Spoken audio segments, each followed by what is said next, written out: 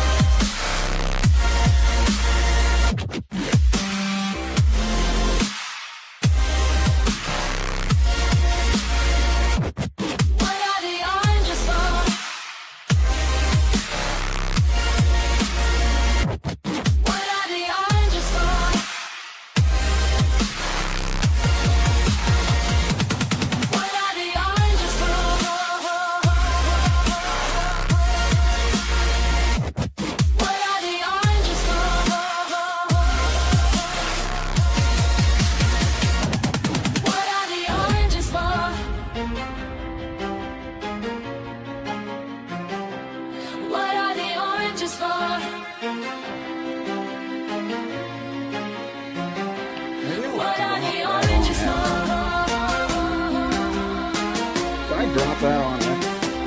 What are the oranges for?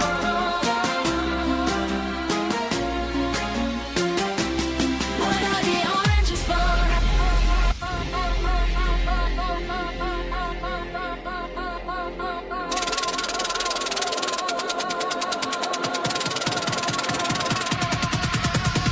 Yes, yes.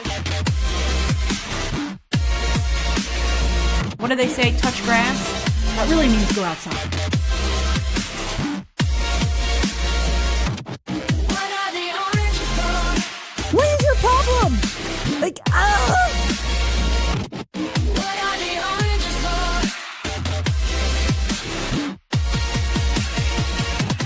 What are the oranges for?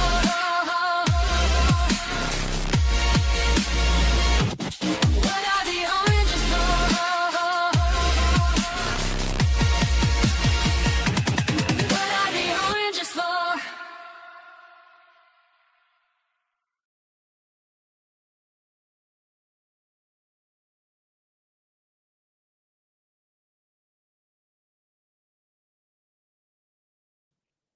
What's going on? What are the oranges for? I don't know.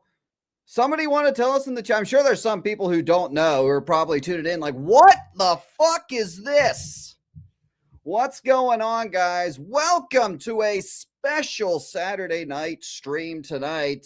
We got a little bit of a show for you tonight. We're going to kick back. We're going to have some fun. It's going to be pretty chill. We're going to have some lulls and all that good shit tonight, you guys. Hope you guys enjoyed that. Sorry for being a few minutes late. I was putting all of that together right before the stream began, and that's why I was about 5 minutes late. So apologies for that. I was putting that all together for you guys, as well as the new emotes, both on Rumble and on YouTube. For the channel members on YouTube, the Orange Grizzy logo. Get your Mr. Grizzy oranges. Get your Mr. Grizzy oranges, your certified Mr. Grizzy oranges, ladies and gentlemen, now available at supermarkets near you. Now available at supermarkets near you. They're a bit more expensive.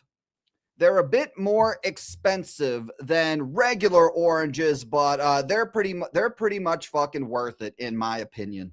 I think they are worth it. In my opinion, maybe that will be the first item in the Mr. Grizzy merch store. Oranges with my face on them. I think that's a banger idea. I think that's a hell of an idea. But for now, until that happens, you guys, enjoy them in the chat for everyone on the Rumble and for channel members on YouTube. And I will make that emote available on the main YouTube channel as well. Maybe I'll play that intro again on the Wednesday night show. Maybe I will make it available on the Wednesday night show. It has been a hell of a 72 hours, hasn't it, you guys? It's been crazy. Excuse me. It's been crazy. It all started several weeks ago. I'm sure you guys are familiar with the quartering flagging down Kino Casino. Should I upload those songs on should I upload that song onto X? Should I upload that onto X, you guys? What do you think? Maybe I'll upload the song onto X and everything. We want to get out there and trigger some people.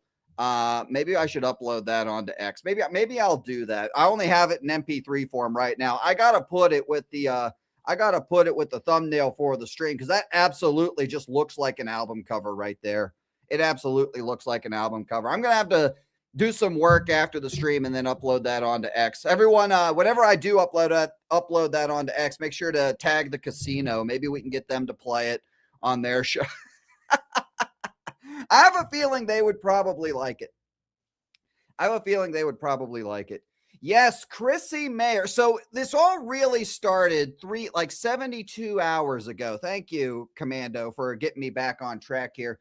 This all started like 72 hours ago on Chrissy Mayer, who had Melanie Mack on her show, and basically just let her go on and cover for the quartering without any resistance. And Chrissy knew that she fucked up. She uploaded a video basically saying that she fucked up, and she was not a part of FNT yesterday. She was not on FNT yesterday, which was very intriguing. I actually tuned into the early portion of the show where they roasted the quartering.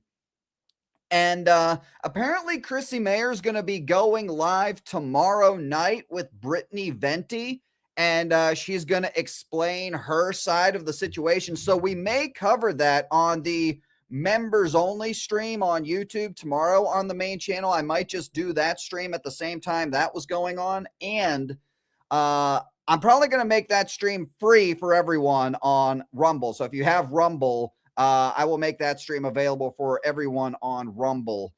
And because that's like a big deal. We might be live a while for that tomorrow night as well. So regular members stream on the normal YouTube channel tomorrow. And if that happens, I will also make the stream available for everyone on Rumble. We'll talk about that tomorrow. So basically, Melanie Mack was on there, and the chat was going absolutely bananas. Like, the chat was going insane.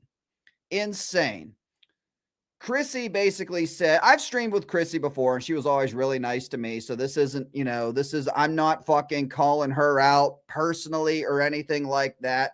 I'm just saying, like, I think we can all agree, and even she admits that she fucked up. She fucked up. Let's just put it that way on that stream. She didn't go in with the necessary information, or she had the information, but completely underestimated how pissed off people are at the quartering and everyone he's dragging down with them, which also includes Melanie Mack, who continues to run defense for this guy. It's absolutely insane, and she did so today. So that stream happened. Melanie fucked up, didn't push back, didn't realize that basically let Melanie say that everyone in the chat and everyone saying anything negative about the quartering are just people lying on the internet. And she let her basically come out, in a nutshell, let her come out and say that without any real pushback. Which afterwards, I believe like several people reached out. Brittany Venti reached out to Chrissy and informed her on the situation. And then Chrissy did a short video saying, yeah, she didn't go into that fully prepared. She should have handled the situation differently. And then I guess she also talked to Nerdrotic that night as well. And then she was absent from Friday Night Tights yesterday, where they went into, they basically laid into the quartering, which led to today. And check this out today. This tweet was, I had to do this as well prior to the stream because the quartering deleted the post. So the quartering posted this today. I don't know if you guys saw this. The quartering posted this today. I got this from Camelcast's X account. I guess he was smart enough to take the screenshot. So the quartering posted this today. I'm going to blow it up as best I can so y'all can see it. How's that? Is that good enough for you guys? There we go. I'll blow it up to about right here. So the quartering basically called out FNT today and basically said a show full of anti-woke cancel culture banned one of their co-hosts banning one of their co-hosts for daring to interview someone they didn't like. They literally used language like she has to educate herself. They fought SJW so long and became them. And the sad thing is people will support this. Well, this tweet was deleted. He pinned this on his account. I actually quote tweeted this myself, and I was prepping that for the stream, and then holy shit, it was deleted. He actually deleted this because it got community noted. Yeah, dude, one of the best things Elon has done with X is the community notes. He got community noted with this, and which the community note says the co-host in question was not banned. Chrissy Mayer was not banned from the show. They were simply not present for this show. The issue was addressed at the start of the episode. So basically, in a nutshell, I think they uploaded a highlight of it on Nerdrotic's daily channel if you want to go check that out. But basically, both parties mutually agreed that she was not going to be on the show that day. Nerdrotic talked to her, and they basically mutually agreed. And she's going to respond and basically spill her side of the story tomorrow night on Sunday. I believe it's a stream on her channel. And like I said, we're going to cover that tomorrow on the members stream and available for everyone for free on Rumble. So if you're not a member on YouTube and you want to catch that stream, make sure you follow the Rumble channel and you will be able to check it out, as every Sunday is a YouTube members only stream.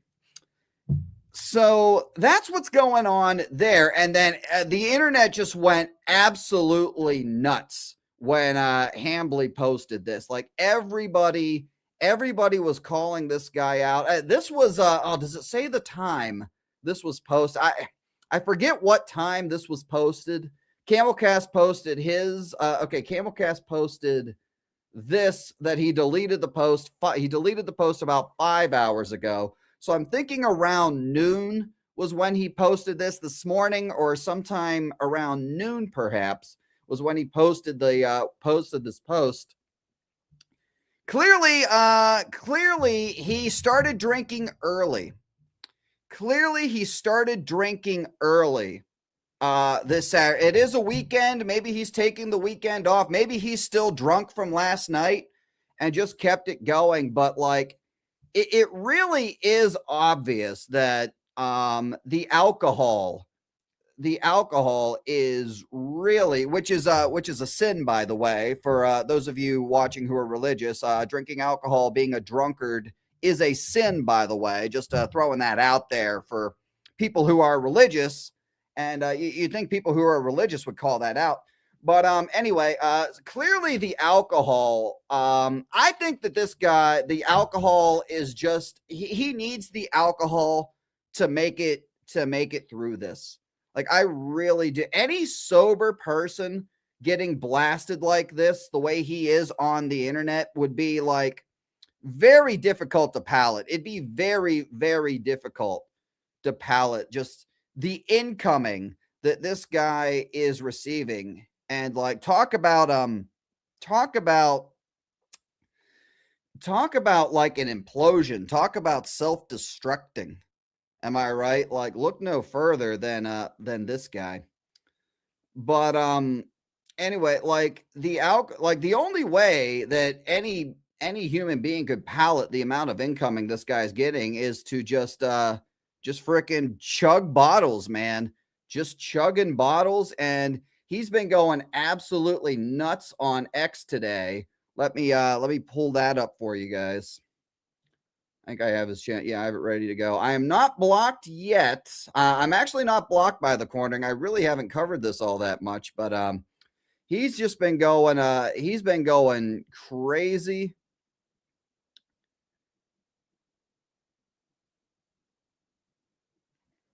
Going absolutely crazy. So let me pull it up real quick for you guys. So here it is, 5 hours ago. This was, I assume this was like right after he deleted his tweet.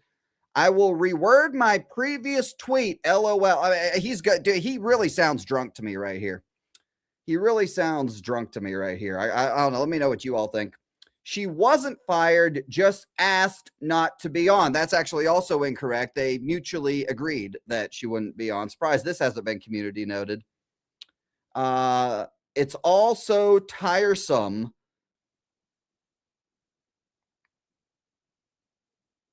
Now he says, I was wrong. The female co-host of that show was in fact not fired. She was only given some time off.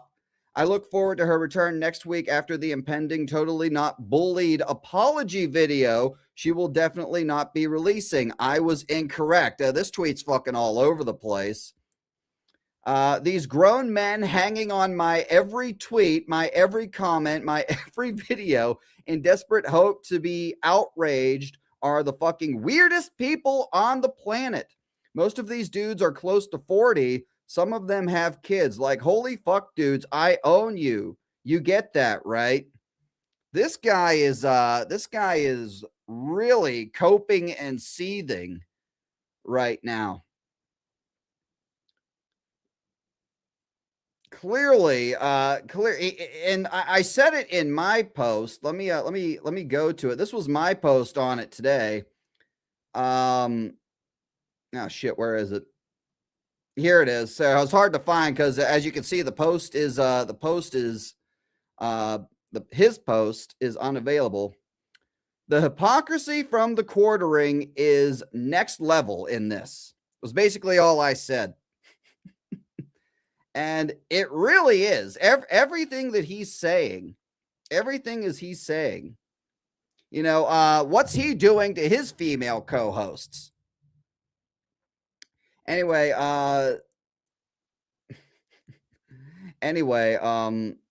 like the casino really owns him. And it keeps going. Now he's quote tweeting. He's quote tweeting Kino Casino nearly 1 month since the clip channel was taken down.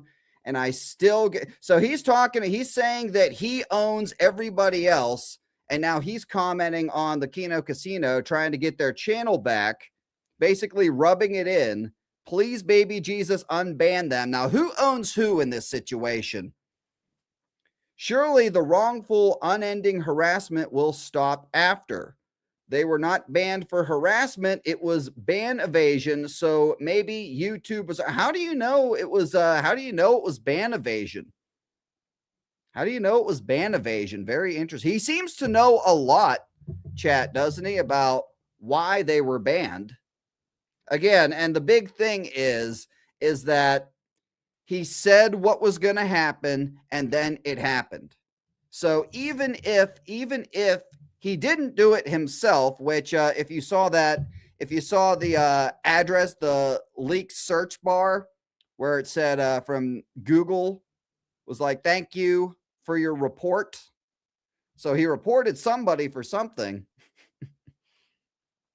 Even if he didn't, which is unlikely, what he said in his tweets definitely probably encouraged some of his fans to do it. And then here we go. Now he's playing the victim. Now he's going through finding one lunatic who posted something. He's doing what the woke freaks do, which is find one tweet or one post, one comment of some psycho saying something crazy and using that to play victim. Now, who's the SJW now? Who's the SJW now? And responding to everybody, dude, just brings new meaning. Brings new meaning to put the bottle down, doesn't it? Absolutely brings new meaning to, for Christ's sakes, put the goddamn bottle down. Anyway. So that's basically it today, you guys. And I don't know. I've been following this story a little bit. Haven't really commented on it much. We covered it on an after party after one of the main streams once. Haven't really commented on it. It's been hilarious at times. It's been infuriating at times. But like what happened today, like when I saw this today, like when I saw this tweet today, you guys, like I don't know.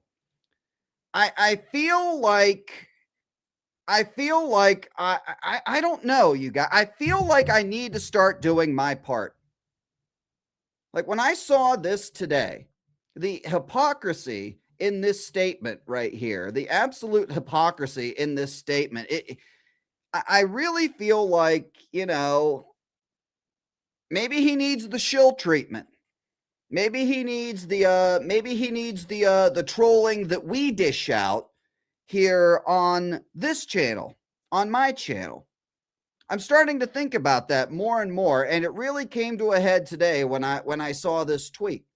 You know, maybe we can be a small part of rectifying the situation, perhaps. I don't know. We'll see. I'm still in the middle on it, but I really feel like I'm not being helpful. Like I need to stick up for just content creators in general by doing just a little bit, helping out just a little bit in humbling this motherfucker, you know? Maybe he needs the shill treatment.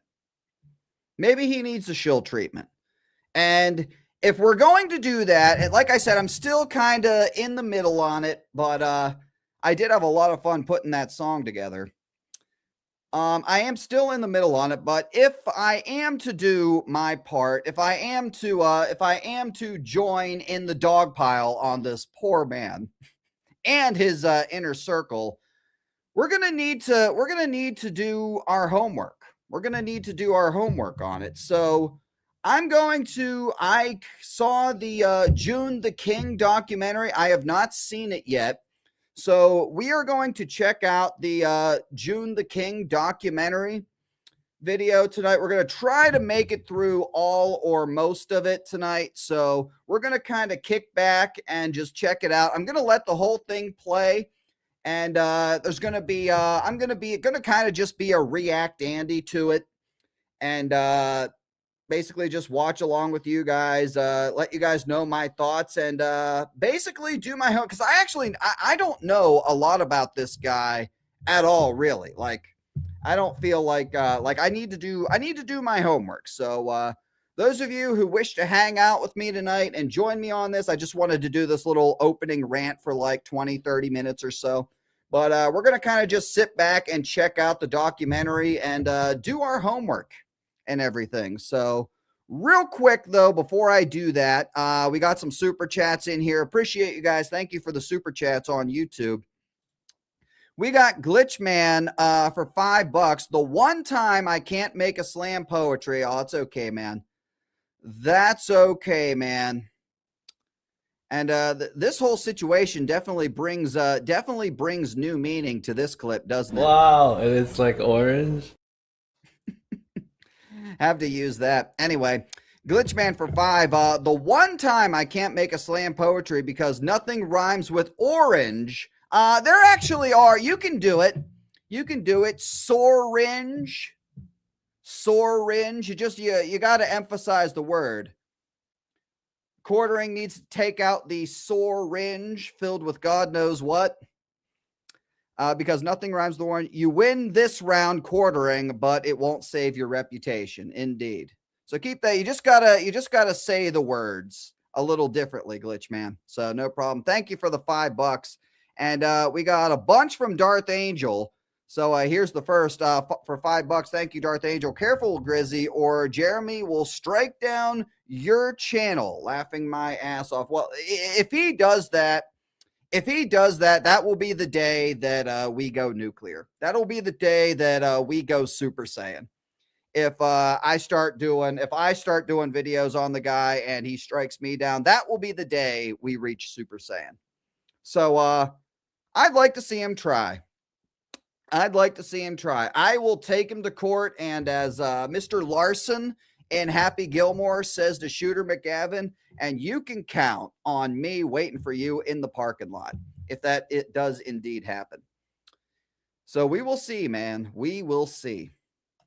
Thank you, Darth Angel. And I got another one from Glitchman. When life gives you lemons, make lemonade. When life gives you oranges, well, just be glad you're not a fat, drunk, lying YouTuber on his way out.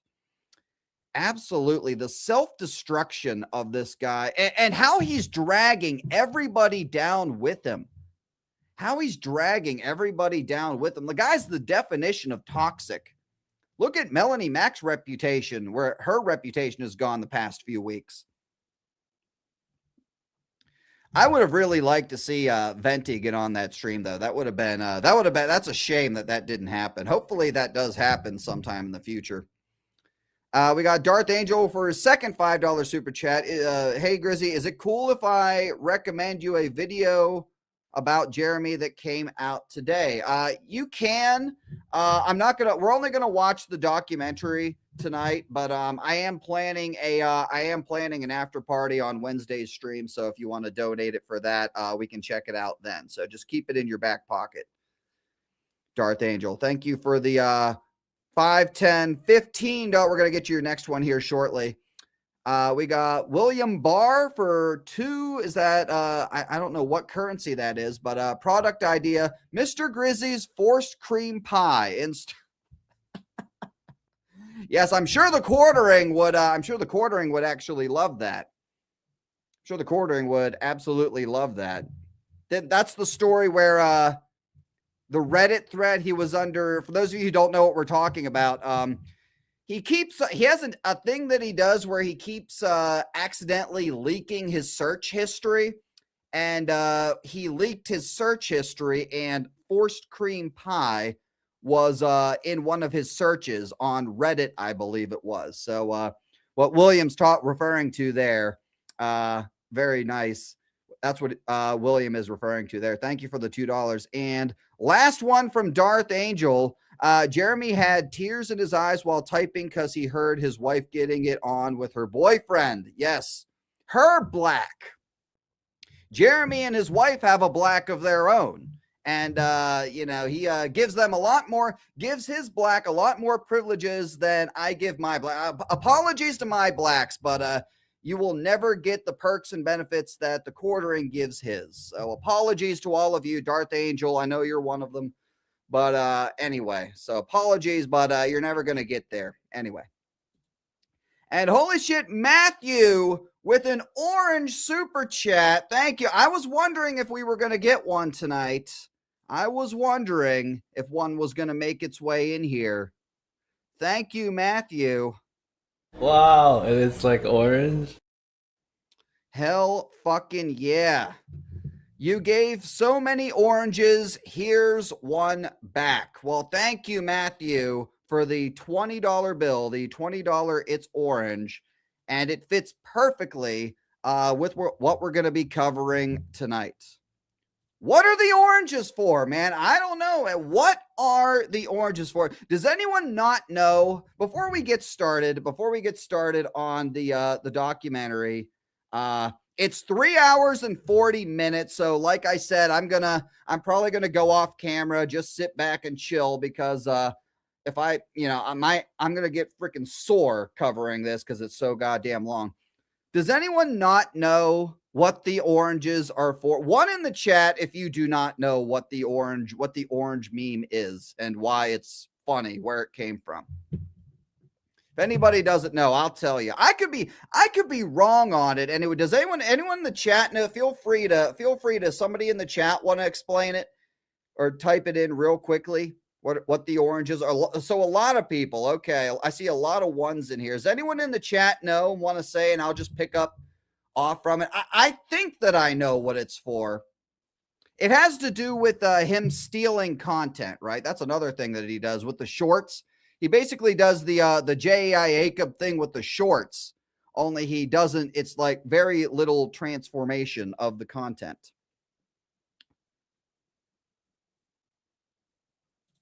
Real talk, I'm thinking of grabbing some OJ. Okay, now correct me if I'm wrong, chat, but what are the oranges for is basically he did a YouTube short of, it was a chick. It was kind of similar. It was kind of similar to the thumbnail in the live stream. Let me head back over and pull that back up. It's very similar to this.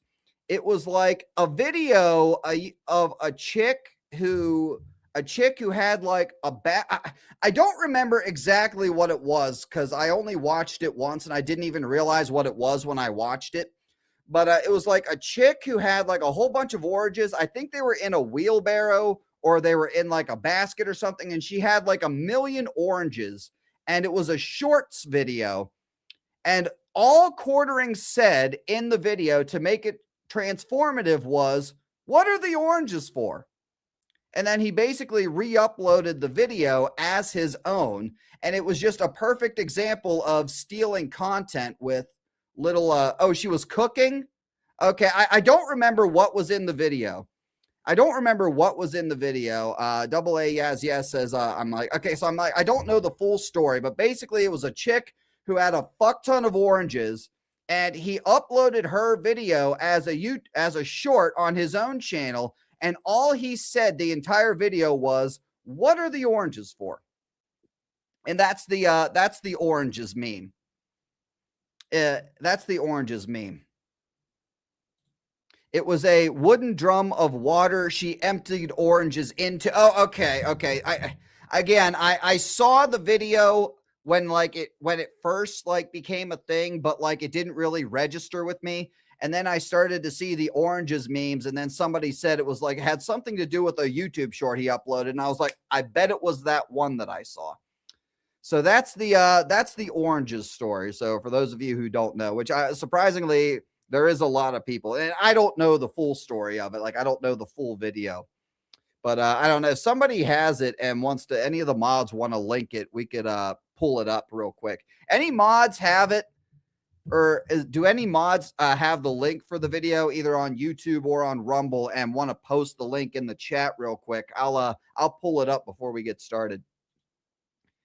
Anyway, yes. Once again, Matthew, thank you, speaking of oranges, for the $20 bill. I appreciate it. And we got Mojo Jojo over there on Rumble with a $1 Rumble rant. I got to take a piss and seen you're on Alive. You messing with my mind, Grizzy. Yeah, sorry. This was kind of, I mentioned on the last stream that I might do this, and it was good. It was very last minute. I worked all day today, had a cup of coffee, got a little bit of an energy drink. It's purple. I got a little bit of an energy drink going to get me through this, and we'll definitely do that. I thought I slept a full day, and it was Sunday night. Don't worry, we'll be live tomorrow, too. You can't do this shit to my brain. Is this a random stream? Yes, this is a rando. This is kind of a rando. Yes, Mojo Jojo. It is still on. Plan is to still go. All right, you guys. Anyway, yes, I got some grape drink. I got some grape energy drink for you guys. All right, so without any further ado, like I said, we're gonna just kind of chill. We're gonna do the this is the Joon the King documentary. I have it linked in the chat. I've seen a couple of this guy's kicking off with Ben Shapiro. I've seen a couple of these guys reviews, or sorry, documentaries that he's done on content creators in the past, and they're very, very good. I highly recommend you check it out and subscribe to the channel. The documentary is called The Quartering: 2 Decades of Grifting. And I think we're going to learn some stuff here. I really do think we're going to learn some stuff here. So anyway, without any further ado, I'm going to, let me change the screen. Yeah, I'm going to put myself down here, and we're just going to kind of let it go. I'm going to be commentating throughout and everything. So feel free to hang out as much as you like, bop in and out, or stick around for the whole damn thing. It's up to you guys. So, yeah, so I'm going to go off cam here and just sit back and chill as we do this. There we go. All right, so this is it. The Quartering: 2 Decades of Grifting. I have a feeling we're going to learn some things in this. Ben Shapiro, already off to a great start. In the political commentary space, there are few as detested and as untrustworthy as Jeremy Hambly. He is Schrodinger's grifter, wealthy when there is doubt about his net worth, yet poor when fundraising through the guise of desperation. $80,000 in equipment. I've got $300,000. I have heard this about him, how he brags about how rich he is, and then but is constantly e-begging for money. History of fundraising for every facet of his business, but also a history of videos displaying his over $10,000 RC track with custom baseball mixed dirt, his $10,000 in trading car packs, which he opens live, and his saltwater fish tank devoid of living fish, but not of aggressive monetization. Here is the fish funeral fund. Coverage of Jeremy's spending habits is often coupled with stories of his struggles with irritable bowel syndrome and his penchant Shout out to for the urinating casino. around his home. When you have no mortgage on your beautiful home, you can pee in it wherever you want. And the fact that they think this is Nina some has kind been of roasting is him from weird, what it's I've never something seen. I denied. The combined decline of viewership, revenue, and respect for him have induced more outbursts, furthering his decline, and increased interest in his history, which he desires to conceal. So who is Jeremy Hambly? What truly motivates him? And why does he have over 10 channels spread across his nearly 2 decades on YouTube? An important part of grifting is to sell with confidence or with purpose, not in the belief of the product, but for the sake of personal gain. Jeremy Hambly in the 2000s discovered that he was seemingly good at 2 things: computer repair through his employment at a computer repair shop and persuasion. This is a type of skill that I had realized working fixing computers, that I was good with people. I was good with sales. I was good with relationships. I was really good at relating to people. Jeremy, in enrolling in AKA interpersonal communications. management computer systems courses at the University of Wisconsin-Whitewater, discovered he was not. So I just want to say real quickly with regards to his viewership, he basically he basically has done the JAI Acob method, the fake it till you make it method, and he basically rigs his viewership like his apparently he view bots his live streams, and he basically used it supposedly used botting to rig his channel views and everything, and was able to sell that to like Rumble for a contract, allegedly, is what I've heard. I'm sure that will be touched somewhere in this. Not good at two things, just one. It was really just hardcore coding, which I'm awful at. Jeremy struggled with his programming classes, often skipping classes to instead stay at home and drink. In a single semester, he was placed under scholastic probation as his grade point average dipped below what the University of Wisconsin-Whitewater was willing to accept. Jeremy, through a tribunal, was given a chance to explain why he should be allowed to return to the college. I decided to go into my tribunal and say, His like, kids "Look, I'm have changing my dreads. major. Yes, I wonder if the I cucking will think be I'd be covered really in this. good I at really didn't marketing, even cover the cucking. And here are the I know many reasons very little why." about the I just said, cucking. "Oh, I'm having problems with my girlfriend and being away from home," because I knew how to play on people's heartstrings, you know? Jeremy's emotional plea worked. He returned to the school to study marketing. Jeremy was refining his craft, claiming that he excelled in his marketing courses, eventually graduating with a Bachelor in Arts in Marketing in 2005 and a What do Master's you of guys Business what do you Administration guys in prefer? Marketing in Like the 2007. full It was the screen, same or do you year that prefer Jeremy this? created his first YouTube channel, combining his college degrees and his You experience like with that? Well, computers. definitely not that one. The first video in our series, From the Eyes of One the if you Computer prefer this, Jack. two if you prefer Be Your this. Own IT was a channel primarily made to convince viewers to visit Jeremy's website, beyourownit.com. In both areas, Jeremy heavily promoted his personal computer repair courses, laptop repair courses. Okay, everybody likes and the even a full screen. guide All on right, how we'll to keep it start on a full screen. Oh computer yeah, repair everybody wants business. full screen. Okay, Eventually, gotcha. he would sell the physical tools needed for computer repair. Among the hundreds of videos encompassing guides, general information on computer components, and advice, few would be archived. The videos that were So this is the first chapter, early grift selling channels. So yeah, apparently, oh yeah, I did hear that he sold he sold channels. on Very Jeremy for interesting. decades. At the office this week, we I had wonder how much my channel would be worth. That's very interesting. situation where one of the techs came across some pictures on a Selling customer's channels is computer such a that shout out were to of Mr. the Dash, by the way. child Selling channels, variety. I selling don't your really channels know is there's just any a tech way to stupid put thing that. to do. And The whoever po- the would point of buy this- one this is a video fucking is just idiot to as well. Remind people that, you know, as techs, we read your emails, so to speak. Sold it for I'm not saying $250,000. it's right, Jesus I'm just saying fucking it Christ. happens.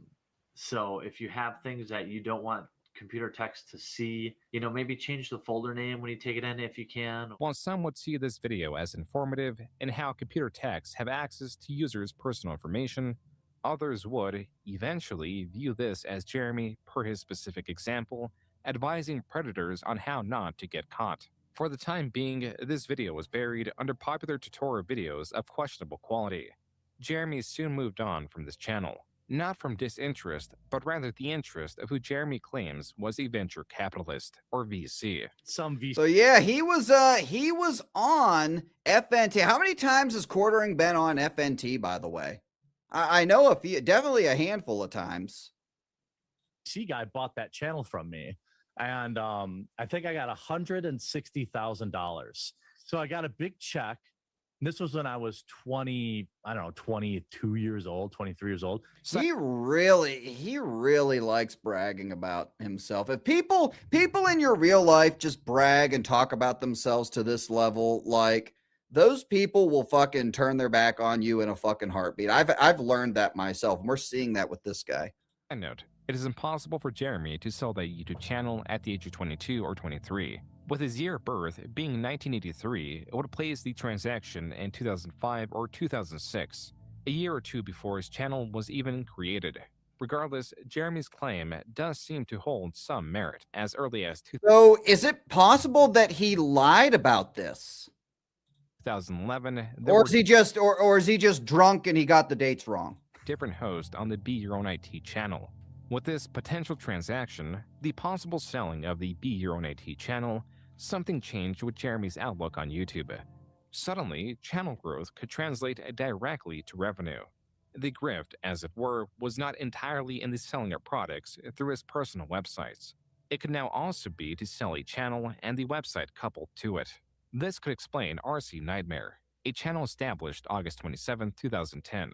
As Be Your Own IT drew from Jeremy's experience with computers, RC Nightmare drew from Jeremy and his best friend Brandon's enthusiasm for RC cars, specifically higher-end, customizable, remote control vehicles. I remember when I played with RC cars when I was like 10. Some with the ability to surpass 100 miles per hour. Jeremy and Doesn't Brandon he still began by uploading doesn't he videos still focusing do on doesn't he still do like Pokemon and like RC cars and toys and everything, like all these childish things on other channels? Still does that, right? Thermodynamics, Brandon speedily named off components and even their composition. Jeremy, however, often spoke of personal anecdotes. Oh, and the fuck superficial you, qualities Donna's of Rock. the vehicles, Absolutely the fuck sometimes even not. struggling to remove the vehicle from its cardboard platform. This time I'm actually a little bit better prepared to get this thing out of here. Do you imagine hearing I her won't do my voice fat guy commentating struggles over this? albeit I know that's a crowd pleaser. Well, maybe you will see. Maybe you'll Mojo get a little Jojo with a taste $1 here. Rumble rant. When DSB is calling you out, you know Brandon's you're videos in of the the dregs. sort often Phil outperform held a Jeremy's. stream about this Regardless, guy. there Dear was not as Lord, much that demand must have for been the information on ultimate remote shame for control vehicles quartering. as there was computer repair. He's gone from Naturally, quartering this to was an the issue. fractioning. Without significant There you go. traffic, Jeremy could not grow his accompanying website, The reportering. making it both The difficult false to sell flaggering. and more difficult to bring advertisers on too. While Jeremy did utilize We are his watching tested the strategy June of the nearly King daily uploads, documentary he also on found the a new way to quartering. boost both his 2 channel's growth decades and of his website's grifting. growth, even if it was artificial. Every 250 subscribers we get on YouTube, we're gonna. I give away quit a truck. Pokemon when I 10 was in trucks. like the That's 4th it. grade, dude. All the subscribers. I in the traded the next cards week, in the in give 3rd them grade. all I just- traded cards, and I really all did we ask enjoy is you it. subscribe to our YouTube But channel, I grew out of it come in the over to our 4th forum, grade. Have at least 10 posts in the forum. Now these can be questions, comments, or answers, and reply to one blog post. The fake That's it. wifening. This strategy appeared to have worked. Jeremy announced a winner on November 16, 2010, and a different set of winners in January 2011. 117 participants amounts to over 1,000 forum posts. Just 1 month later, Jeremy made another RC-related channel, focusing on RC discussion Jesus. with both Brandon and Jeremy present. And in June, Jeremy promised free t-shirts to Damn. any user that reaches 100. Fucking big guy here, dude. He looks like, damn. Is he still that big? Post on the RC Nightmare forum. These are likely the same t-shirts that could be purchased on the website. Separately, and still in June, Jeremy was running Smorgan, yet I would another not be giveaway. shocked if Rather than the focusing on quartering forum loves posts, the Disney condition secretly. to win was based on referrals, either to RC Nightmare or Friend of RC. Not included was the third channel in the expanding network, under RC Flight School, covering remote control planes. Following this pattern, the RC Skipper channel was created on July 1st, covering remote control boats. These channels, relative to RC Nightmare, saw very little growth, possibly due to their lack of uploads. Though RC Nightmare would see some monetization. He does through love Mando and advertisements Rogue. an Yeah, online of course he marketplace the does. following year, Of course Jeremy he evidently does. grew weary of solely focusing on RC vehicles.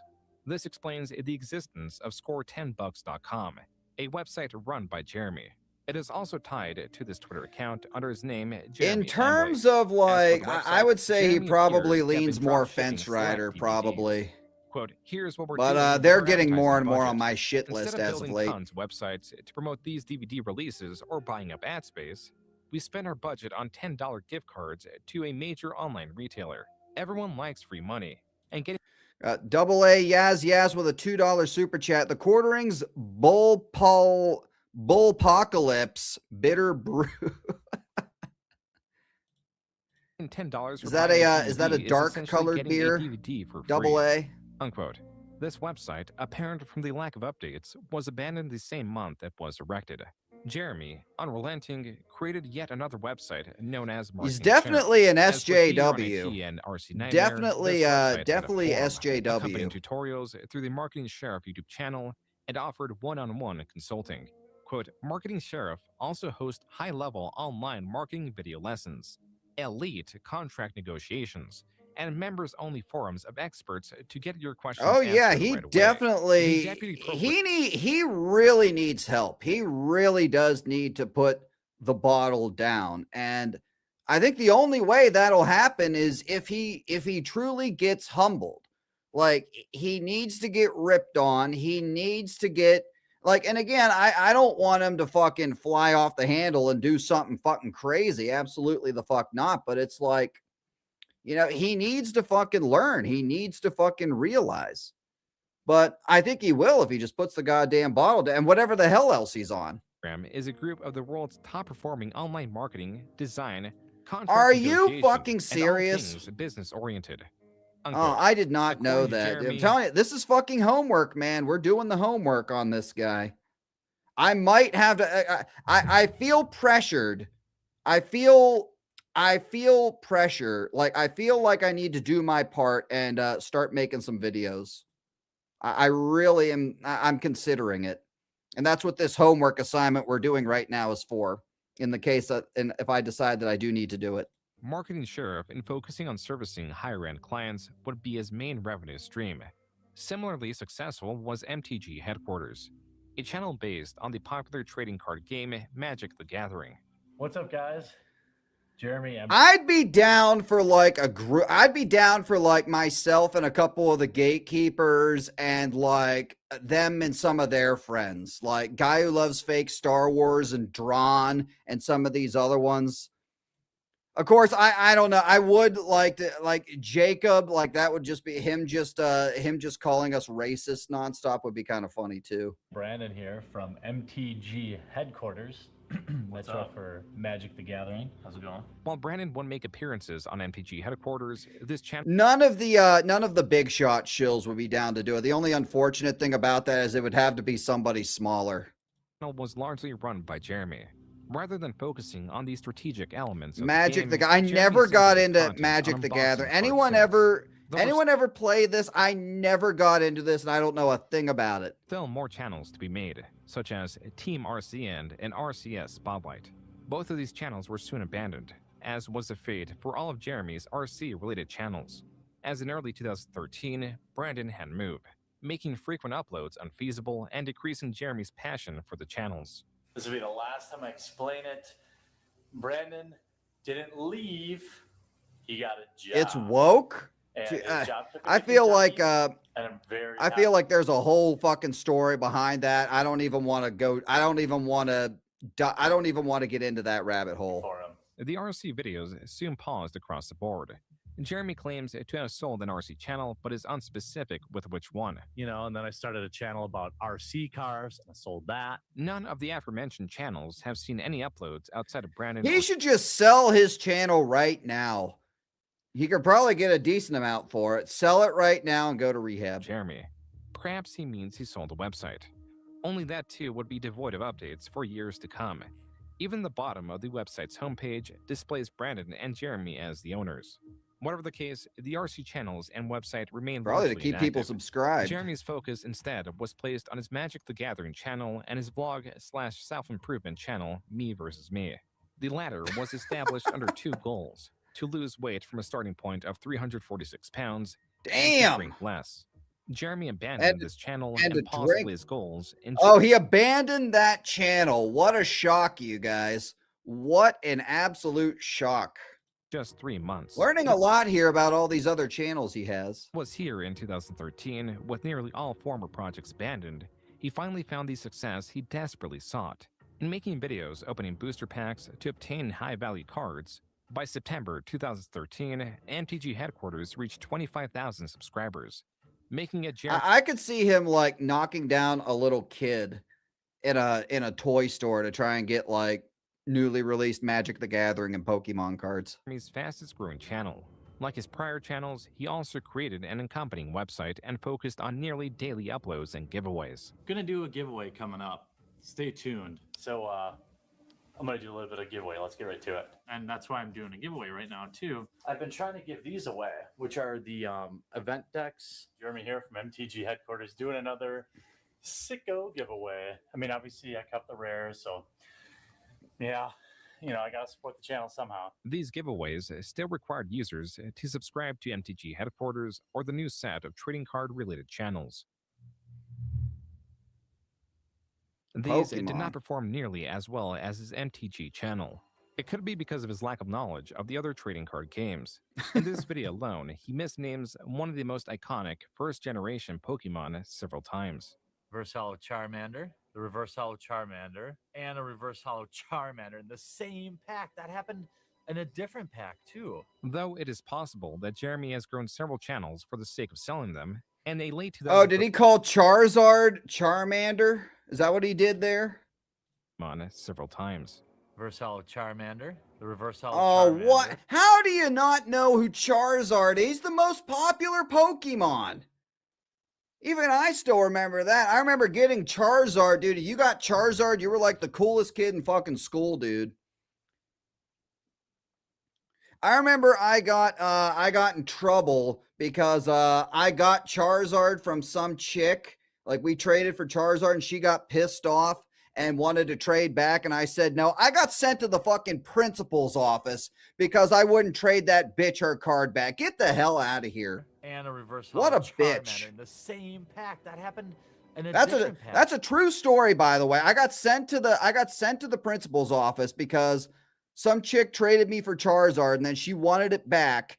And I said no, and I got sent to the fucking principal's office. Fucking bullshit, Though it dude. is possible that Jeremy has grown several channels for the sake of selling them, and a late 2013 blog, he states it is because he is lonely.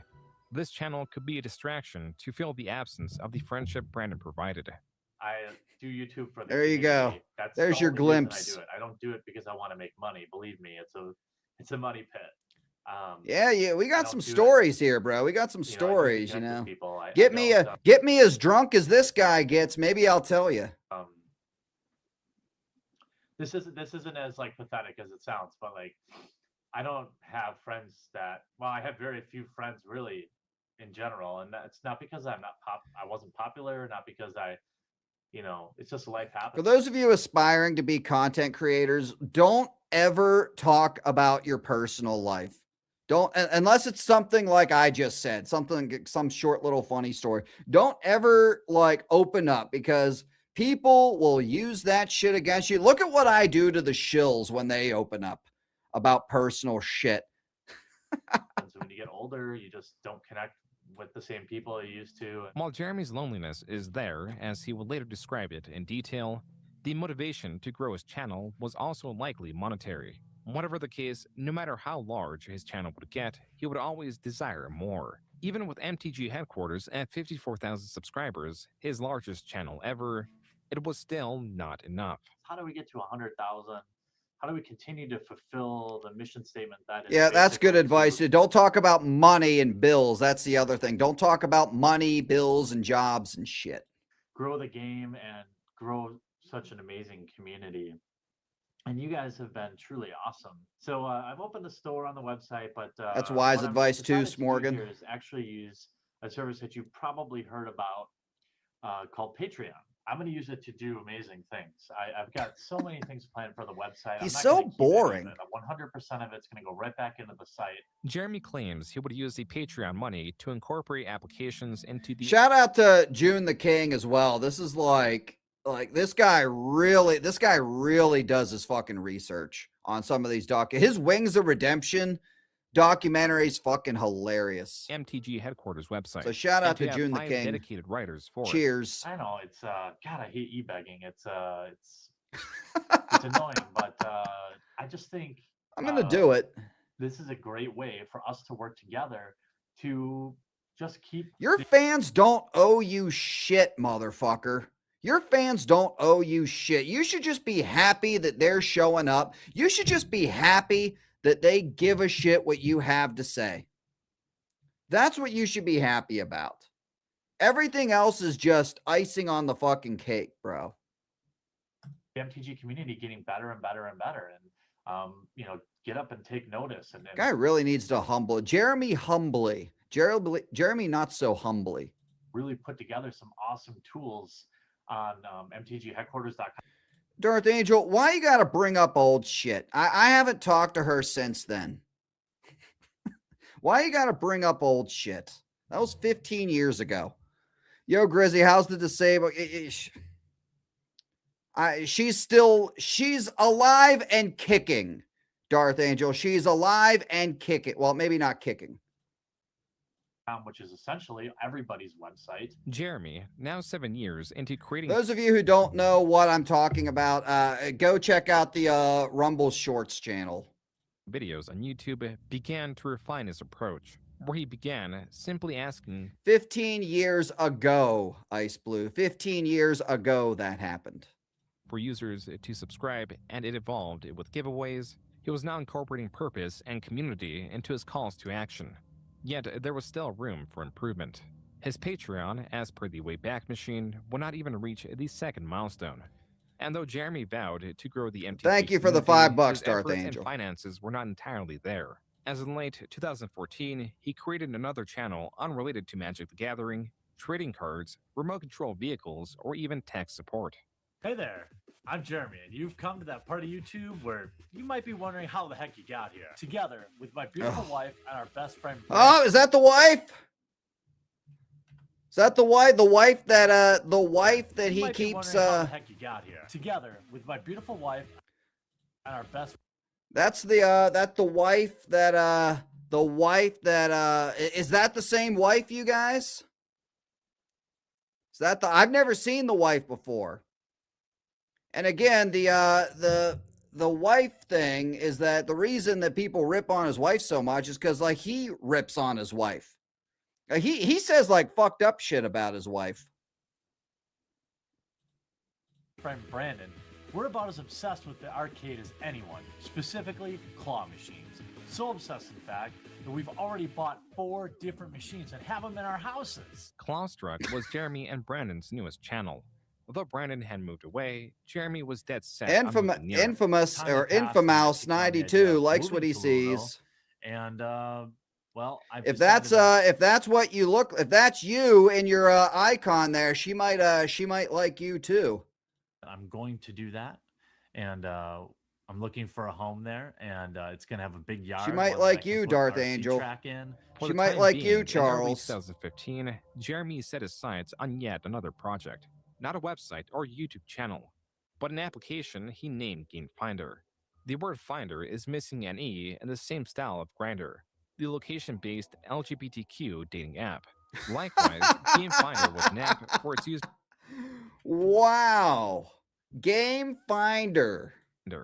The word Finder is missing an E in the same style of Grindr, the location-based. Is that you trying to tell us something with that, Jeremy? LGBTQ dating app. Likewise, Game Finder was an app for its users to find one another. The criteria were the games users sought to play in person. Jeremy managed to raise $30,000 for the app's development on Kickstarter, and it released just 3 months later. This isn't a dead application whose owner is cashing in. In fact, who the fuck is Next this? Pro is, in addition to being free, Game Finder currently is without any ads or even an upgrade cost. That was I maybe watched maybe 2 or 3 quartering videos in my entire life before any of this shit happened myself. The professor from the channel Tolarian Community College. Like Jeremy, the professor runs a Magic the Gathering based channel. Well, I think money has a lot to do with it. Earlier in the year, the professor was one of the creators Jeremy got along with.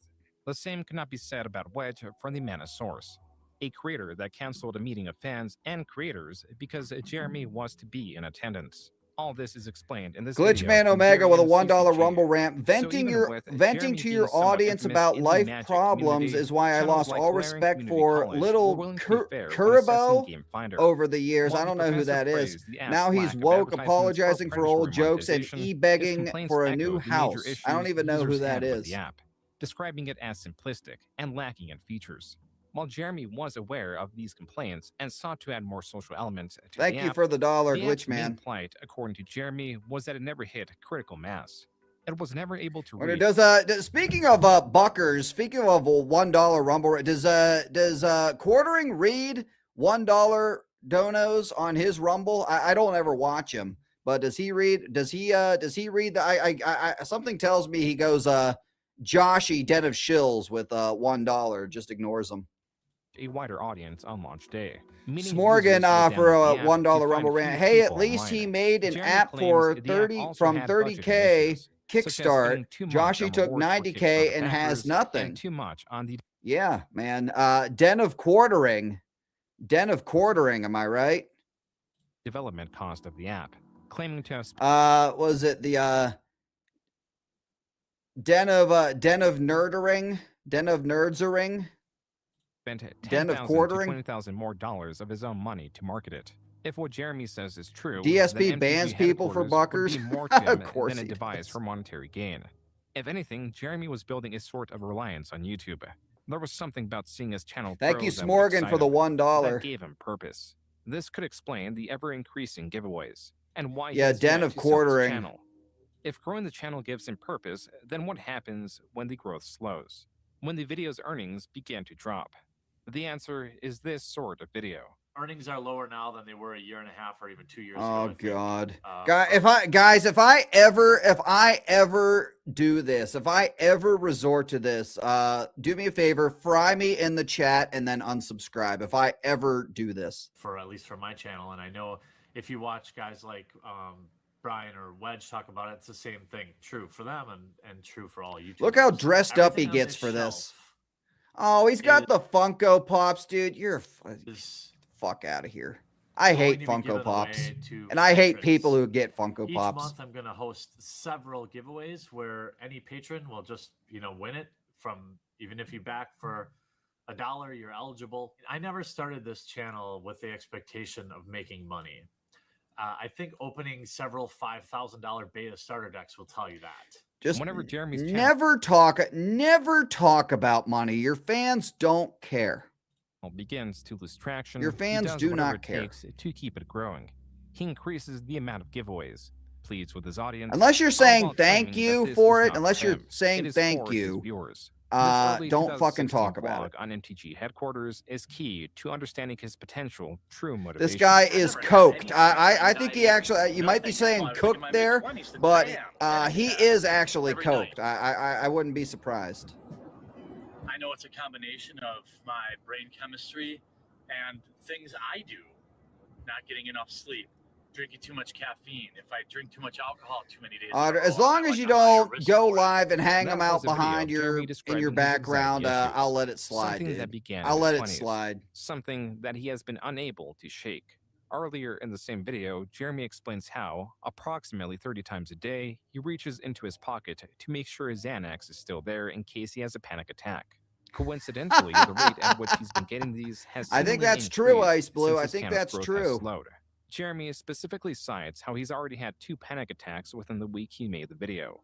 What is being established is a vicious cycle that would bind Jeremy the more he As fed long as you into it. don't put them The on more he would camera and try use them to maintain try to endless say you're a growth, real the fan more for it would shit, crush him. then For the you're past good. year, I've been running myself ragged, trying to run a business as well as YouTube full time. And while it's been worth every long night, it's unlikely I can continue this pace much longer.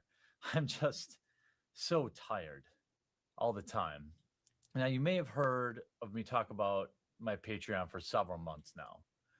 The truth is, the support I'm receiving on my Patreon is literally the only reason I can spend the amount of time I do now.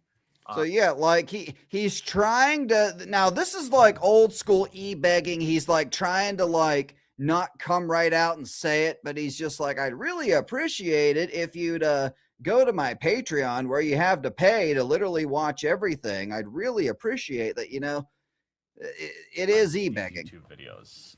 What I so desperately want now is the chance to take my channel to the next level. In this video, released April 2016, it appears Jeremy was reading a pre-written sales pitch, asking It sounds like he's reading something pre-written. his audience to increase their support on his Patreon, allowing Jeremy to reduce the time spent on his clients for marketing the sheriff, claiming it is for better or more diverse content on MTG headquarters.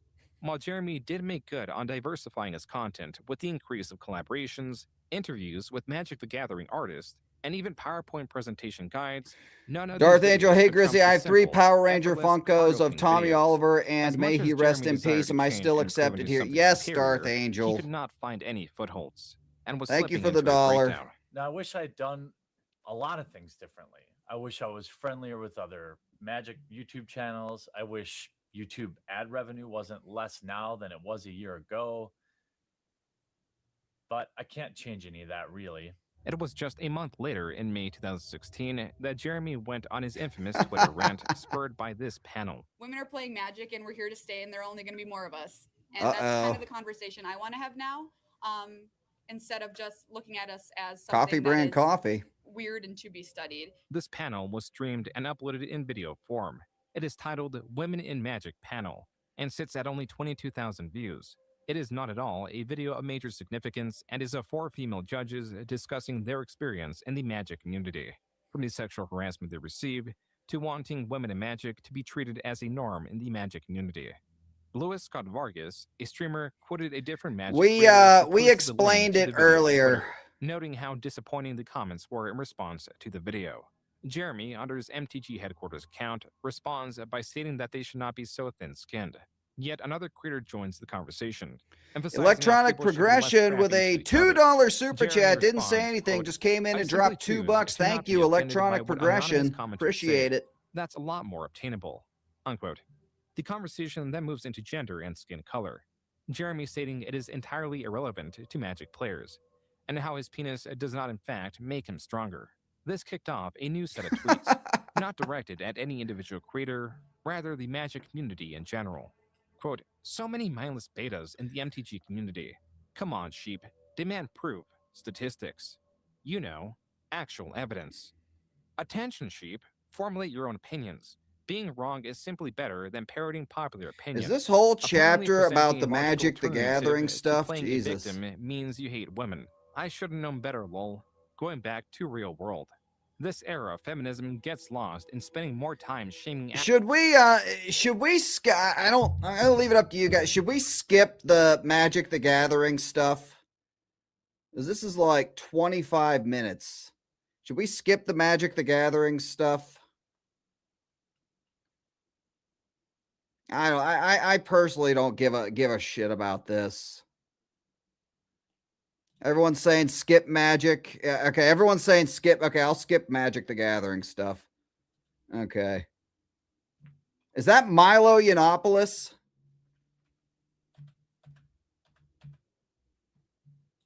Jeremy was drifting away amicably from, as in this video, he claimed that he made contact with Sprinkle and the two apologized to each other.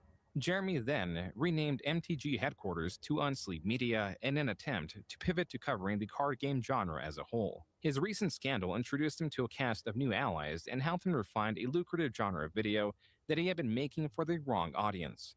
The same type of video that created enemies in the Magic community. I think he's like low key always been like this, but like again, some of the stuff that I'm saying could be wrong, so please correct me in the chat.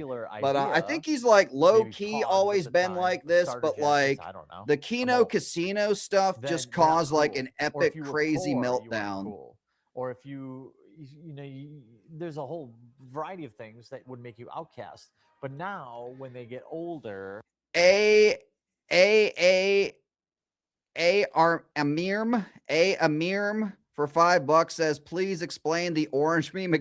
Okay, so it was a video. It has to do with him stealing content. Long story short, some chick did a video where she had a whole bunch of oranges, and he basically stole her video, uploaded it as a YouTube short.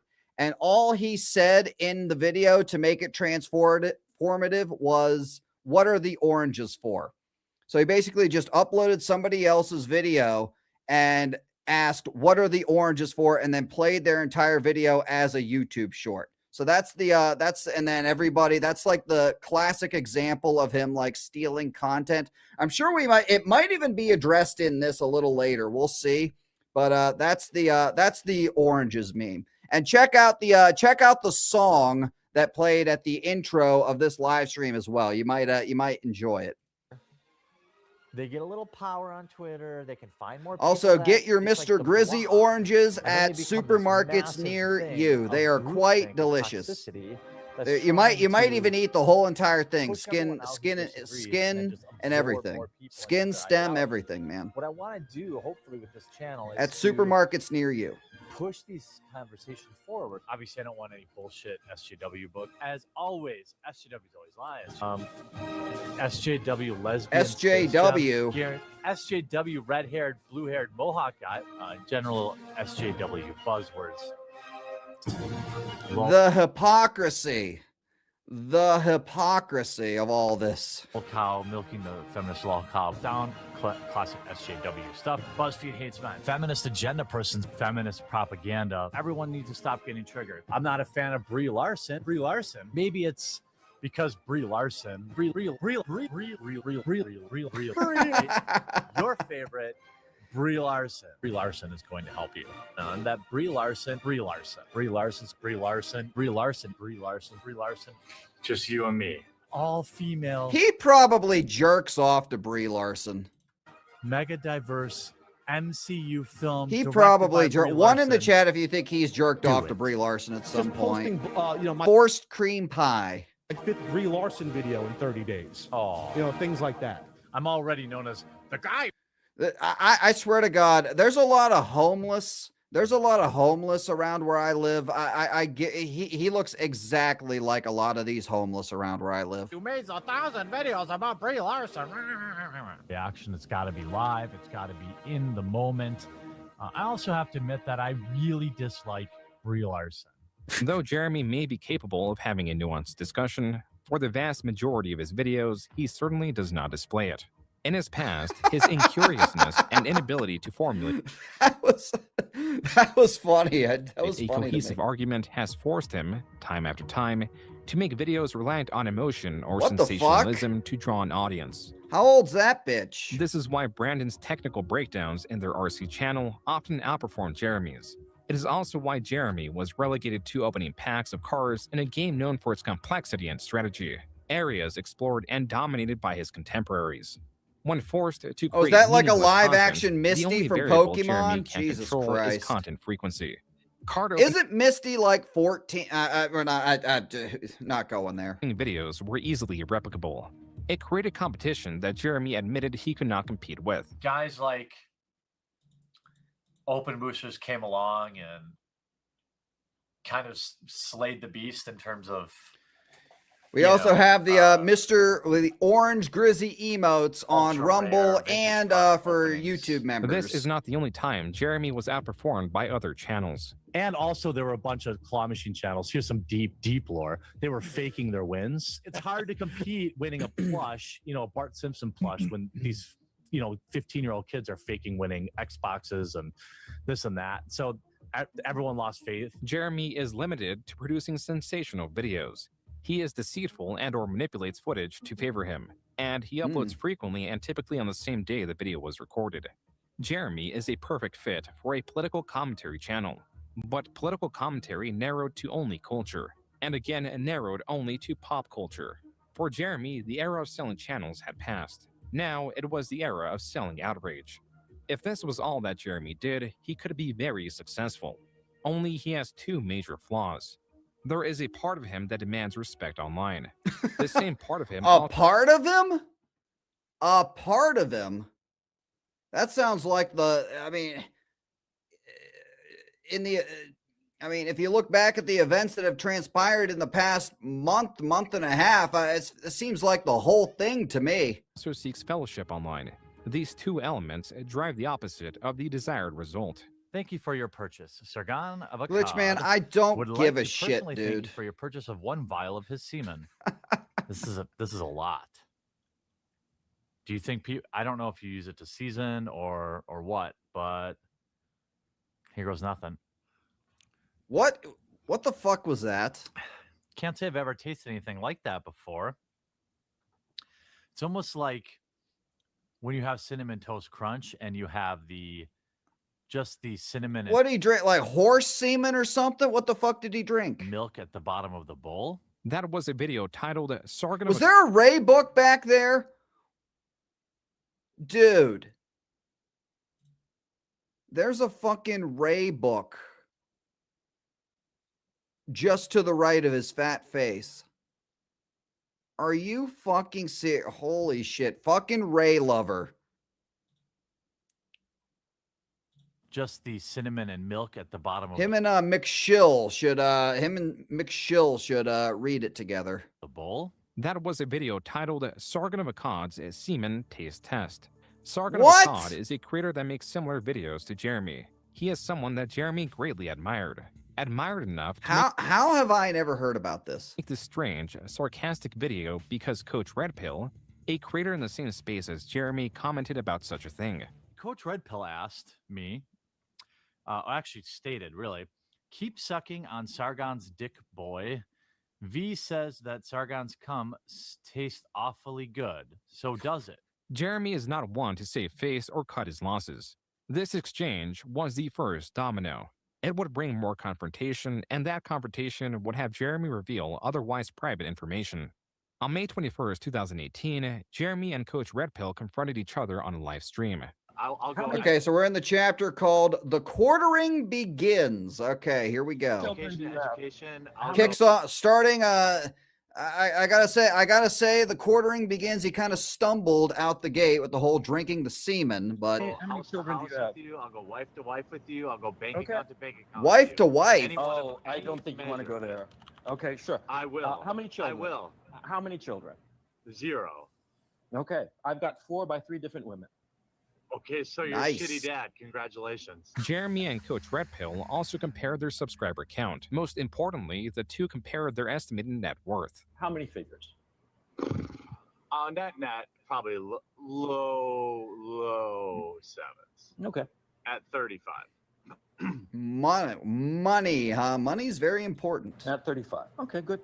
Jeremy claimed to be a millionaire. This would not be the last time he would flaunt his wealth, but it was the first time and perhaps the only time that Jeremy provided information on his net worth. This otherwise worthless information is dangerous when put alongside any would-be desperate plea for financial assistance. For the moment, it would drown under a sea of noise. For the present, it was mid-2018 that Jeremy was hitting a stride in spotlighting social justice warriors, or SJWs, a derisive umbrella term used to describe indignant, unruly adults.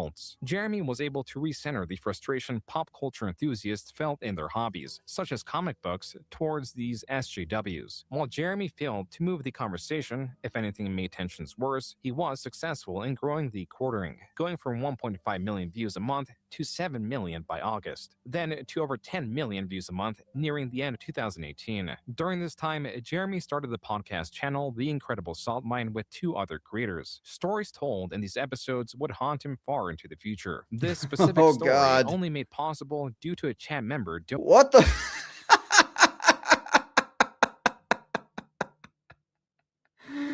What is this? This is. I might have to check some of these out. These look. This looks hilarious. donating $500. Somebody just fucking Dude. donated $500. I have to tell the story about how I shit my pants now. Oh, you do. Once upon a time, I believe I was probably 32, 33. maybe 32, 34. 33. Hang on. What was that? A couple of years ago. How old are you? Yeah. I'm 36. Okay. So This yeah, is it was recent. vivid. Like, whoa, buddy. The memory is Yeah, vivid. he got a Josh. He got a Den of Nerds. Den of Nerds dono. We're at Walmart. We had just eaten, my wife and I. We had just eaten. At What's up, Qdoba, Bane of the and, like, Shills? We you got know Bane of when the you're gonna Shills in the have a, chat. I would say watery shit. You can kind of tell. What the like, your fuck? stomach kind of gurgles, and Yeah, you know it's going to be bad. Well, we're grocery shopping, and it starts to hit me. I'm like, oh, I got shit. Dude, people need to make like AI videos of some of these stories. That'd be absolutely hilarious. We're in the front of the Oh, store. By maybe I don't know. Maybe yours truly can do that in some of these.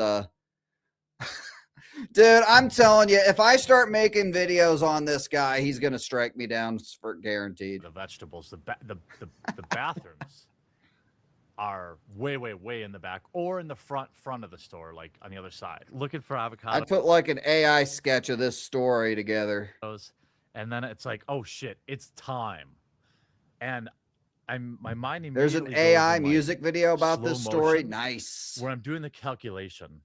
I realized at this moment. Yes, that everyone follow. there's a real Make sure you follow possibility Bane I of the might shit Shills my on Rumble. pants, Sorry, because here it I was- won't it talk. I was won't talk during the story. I'll go back.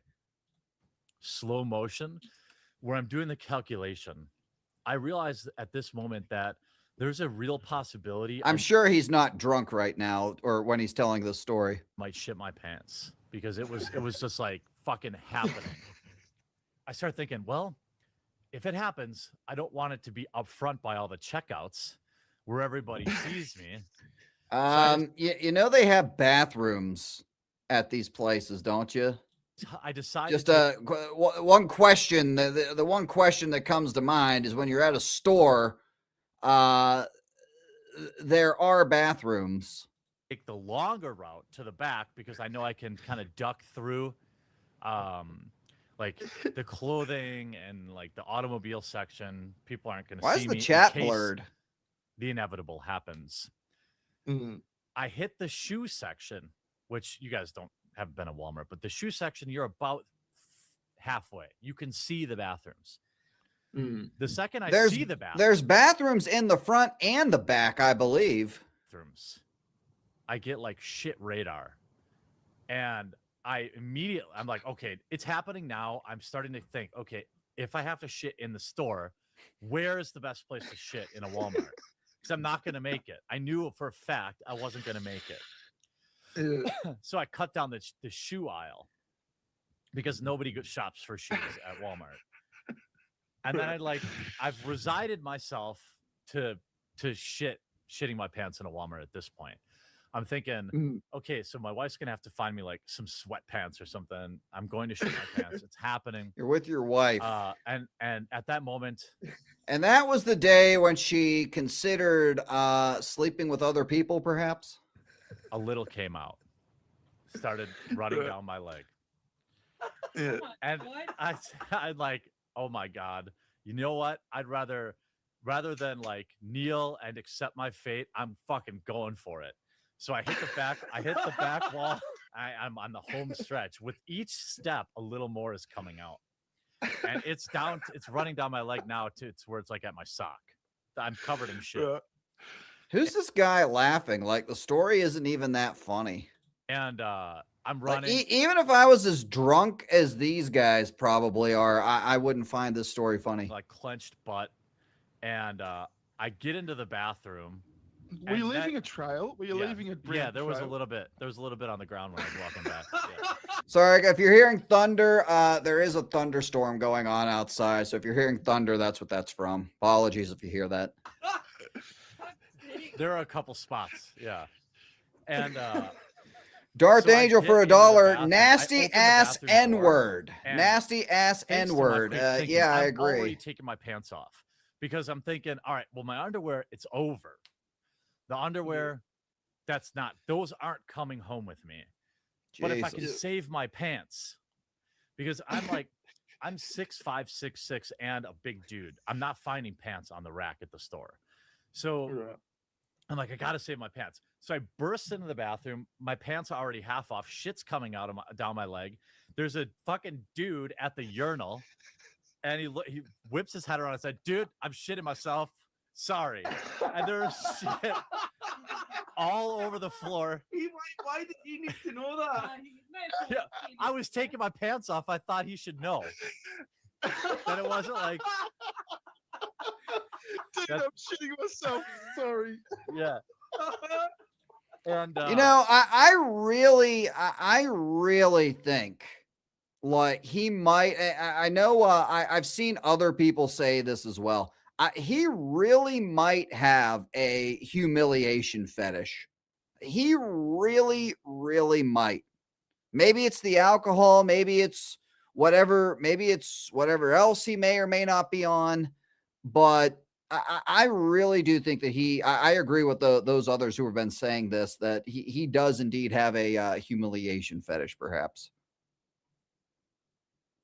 Like, just look at everything going on Twitter today.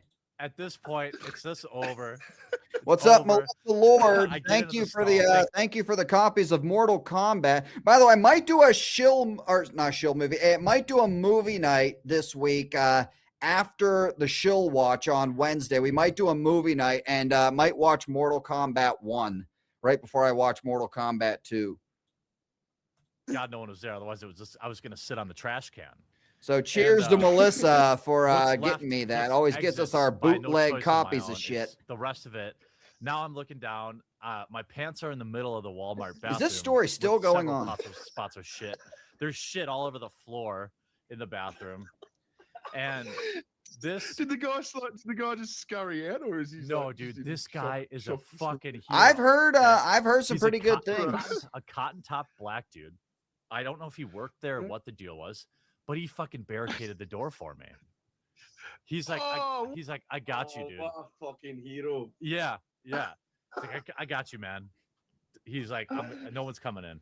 If something happens to the stream, you guys, it is pouring down rain outside, and there's like thunder and lightning like blazing out. So if something happens and the stream goes down, we'll try to bring it back up. If not, we will continue this at a later date. So we're gonna keep going, but if something happens and I lose power or internet or something, that's what happened. So then I begin the long cleaning process of. Well, at least he cleaned it up. 6'5", 300-pound man taking a bath in a Walmart sink because I had shit all over me. and at no point, by the way, does my wife turned one way, saw me picking out avocados. 30 minutes later, she gets a text from me. I shit Jesus myself. Christ. She had no idea. She had fucking no idea where I went. She thought I was like mad and I left. It was like, because obviously I'm like, look, I gotta handle this. When you're covered in your own fecal matter. She's just following the trailer shit like fucking Hansel and Gretel. I think this is a true story. Someone said this was fake. I think this is a true story, dude. Like, well, I should probably tell my wife, what's going on. And I had like 30 missed calls, 20, 30 missed calls from her. She had no fucking idea. By the time I get back to my wife, she's fucking pissed because she had to do all the grocery shopping by herself. I'm like, but I shit myself. And she's like, well, you're not driving in my car. So she because there was obviously still poop spots on my pants. Oh my God. Like, fine, but there was some splatter. Though the streamed podcast, Thank Jeremy God. story only got 30,000. June the King, my only criticism of the documentary so far is that you let that story go on way too long. That's my only criticism thus far, dude. Views, retellings of the story would get considerably more viewership. On the topic of viewership, Jeremy began uploading 2 videos a day and began his crusade against celebrity Brie Larson. The Baz actress who played MK, Captain Marvel I in agree with Captain you. Marvel, a movie based on the Marvel comics. Jeremy covered the release of Captain Marvel while commenting on Brie Larson's own controversial comments. In his career, he's made 270 videos on the topic of or mentioning Brie Larson. Jeremy made so much money covering her that he dedicated a new shit to her. Every night before I go to bed, too. Just a little ritual. 270 videos on Brie Larson. Wow. Appreciate you. Just want I don't even think I have that many videos on my main channel. to appreciate you. Jeremy covered other evolving stories, such as the exploitation of Stan Lee and the fall of Anita Sarkeesian. Like, he is a lol cow now. You're exact. He's like DSP. He's the new DSP, the new Wings of Redemption. He is that level now. And like, if Melanie and like everyone else who like continues to circle the wagons and defend him, they're going to be right there fucking with him. Yet neither of these were as lucrative as his coverage of Brie Larson. As with any of his other videos, Jeremy I often think he poorly jerked it summarized to her at articles, some point sometimes there. missing key I agree with you. information that made the point of his video moot. For example, there is this video uploaded in 2021. The headline partly reads, "On-screen killer Michael Myers is branded homophobic for murdering a gay couple in new film." But horror fans argue it is a sign of equality. This is an article about several tweets. Wouldn't it have been homophobic for him not to kill them because they were gay? I would think that this is like ironic satire, but it's not.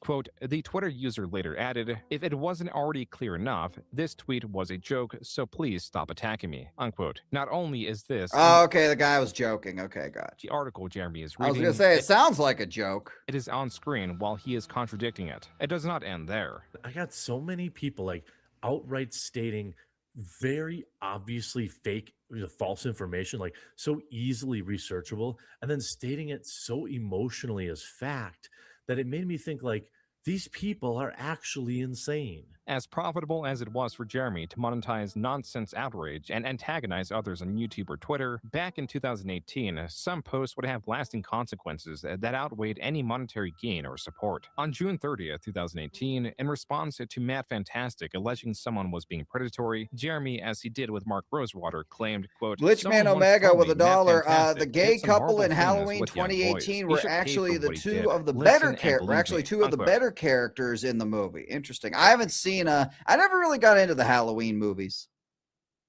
I liked Michael Myers at haunted houses though. That he was pretty fun. Punched in after not Oh my being god, able that's to like killing my continue to punch ears. me. Here's some witnesses. Hey, did that guy just ask? Sorry, I just turned that down. That wind was like ear raping me. Hey, are you Jeremy Hambly? And you said, yeah, and he goes, fuck you, and reached over and started punching you in the head. I don't know if you saw the YouTube footage, but just got here to Gen Con 2018, was hanging out with basically Gen Con royalty. On August 2nd, 2018, Jeremy was assaulted at a bar near Gen Con, a convention he was attending. Jeremy explains the assailant asked him to verify who he was before striking. Dude, if I went to one of these cons, I would not be surprised if that happened to me. Him repeatedly on the back of his head, then fled before the police could be called. Jeremy also alleges that the bar initially refused to call the police. Look at this shirt. Fucking ripped my shirt. Wait, hold on. Ripped all the buttons off my shirt. Fucking. He got punched by a tranny. From. Here, let me put it this way. He was he afraid to punch That's back? Just from me trying to pull away from this guy. Like, he probably thinks he's so fucking woke. And he's gonna go tell his buddies how cool he was, right? For attacking somebody when they weren't even looking. Quote, yeah, "I'm that's what keeping they a low do. Profile, but I'm straight chilling and doing fine. Telling stories about me online is what it is. No charges. I haven't fled the con/state. I'm drinking beers, playing games, and doing business with my friends." Unquote. Matt Fantastic, the assailant who was identified the same day of the attack, ended this post with #PunchNazis. On the 4th, Jeremy commented on the widespread coverage of his assault, remarking on the support he was receiving and vowing to pursue legal action. And though he initially wanted to prematurely leave Gen Con in fear of another assault, he made the decision to remain for his previously appropriated time. With videos of support pouring in, Jeremy on August 9th created a GoFundMe for the purpose of suing Matt Fantastic. The fundraiser undershot its goal of $40,000 by $6,000. Still, Jeremy went forward with it. In the midst of filing, Jeremy received an email from the Gen Con company, informing him that he and Matt Fantastic were banned from attending future events, a decision influenced by the possibility of further retaliation at Jeremy at upcoming conventions. The results of the lawsuit, to some, would be similarly disappointing. Rather than reaching judgment, Jeremy and Matt settled. Matt's apology in video form appears to be a condition for this settlement. Hi, this is Matt Loader. Some of you know me as Matt Fantastic. Just prior to Gen Con 2018, I let my anger get the best of me and physically confronted Jeremy Hambly outside a bar in Indianapolis. Did you see him? Over statements Did you see him laugh like as he was reading it? Wow, yeah, you could tell it's made about me previously. Yeah. I unequivocally take responsibility for my actions that evening, which were wrong, and apologize to Jeremy for my thoughtless conduct. Matt looked gleeful in his apology, something that was not lost on those reacting to Jeremy's video. Quote, Matt is basically smirking at the beginning of his apology. He Yeah, I clearly caught doesn't that think too. This is a serious situation even after losing. Since we will never know the terms of the settlement, I suspect from his smugness that he was not made to pay out much of anything, probably not even the cost of Jeremy's lawyers, since Jeremy only said, quote-unquote, remaining funds would be donated, unquote. This was just did they the get first of donated? Jeremy's fundraising efforts started in 2018 to reach an unsatisfying conclusion. The second was a fundraiser for Exclusively Games, a video game, tabletop, and arcade game media website campaigning as a space devoid of politics. Quote-unquote, all games, no politics. like the GoFundMe's for stuff like when you can easily afford. Like I can see like if you can't afford it, but like he can afford it. He does these GoFundMe's for like to like pay for it. Doesn't he do them to like to pay for his travel and like lodging for like cons or events that he goes to and everything? He makes like the viewers pay for it. We're probably going to get to that. politics. Though Jeremy had experience managing websites across several channels, I the could low be not overhead. spot This on with changed that, but in that's something I've heard. 2014 when his Patreon asked for $5,000 per month for a full staff of presumably 4 to 5 writers and an application development team. This changed again in late 2018 when Jeremy claimed running website now cost $30,000 for 3 months. He also stated in the fundraising that he pre-funded the graphic design of the website, the HTML coding of the website, the bulletin software, and the website's forum. The $10,000 a month was to pay for articles, editors, mods, social media managers, ongoing graphic design, merge creation, and server protection. The funding concluded with $159,443 raised. The website appears to have Damn. launched early 2019 to little fanfare. This is quantifiable because the articles have a view counter underneath them. While some would get as high as 8.5 thousand, others would slump to 400 views, a fraction of the viewership Jeremy was receiving on his main channel. Additionally, the website did not seem stringent in its policy to keep politics out. For example, there is this article covering Roblox reversing PewDiePie's ban on the platform. The article cited this image as the explanation for his ban, naming specifically a redirecting of unsafe and inappropriate sites/channels, alongside inappropriate behavior, though this reasoning was dubious as the ban was reversed, and it specifically arose through an erroneous flagging system. The article This chapter is called A Decade of Grifting, and it goes a while. the reasoning for the initial ban as a quote-unquote political decision, while failing to expand on how it was politically motivated. Though most of the commenters do not question the writing, this user does. Quote, "Isn't that political? I thought this site should be free of this kind of stuff." Unquote. A different user responds, quote, "Type text here. Ellipses. Not really. An influencer was banned from an online video game. Was it for 2 political reasons? Maybe, but it's still interesting to know. And the writer isn't giving his opinion on the ban either." Unquote. Exclusively Games also had a YouTube channel where reviews could be found not adhering to the policy of no politics while claiming to be doing such a thing. The reason it's called Exclusively Games is that its writers do not inject political agendas into their articles, which has become, sadly, as many of you know, all too common in the gaming industry today, especially in games media. So that's what it means. It means no political agendas. It does not mean no opinions about anything. For the most part, fairly inoffensively done. The game doesn't get political. There's no girl power or anti-male kind of attitude to the game, which Might skim through. Let me know what you guys think. Might skim through this. The Kino Casino stuff begins at about the 2-hour and 20-minute mark. So we're like literally halfway there. This goes on for like another hour and 10 minutes. So if this kind of gets a little repetitive, I might skip ahead to that. So let me know in the chat what you guys think. originally worried me. By June 2019, the website was failing. The top articles were only getting hundreds of views. The same could not be said for the quartering. Jeremy could be seen celebrating the growth on his channel in this video posted July 1st. My sponsors don't care at all about the fact that, about how many subscribers I have. They care.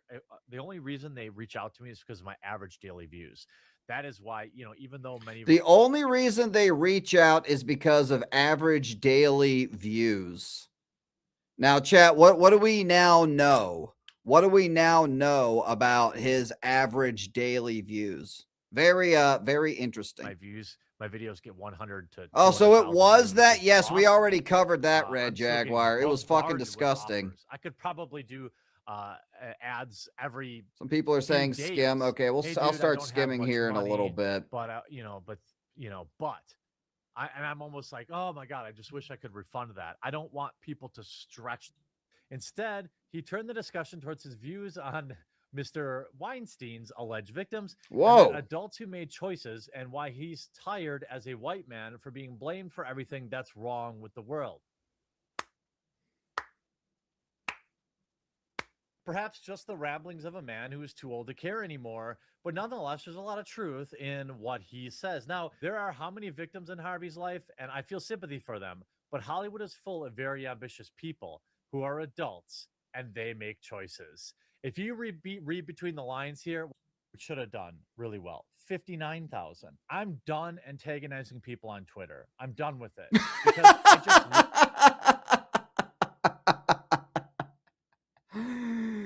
Because this statement aged poorly, as as we showed you guys earlier, he's done antagonizing people on Twitter. Now he's antagonizing his former friends.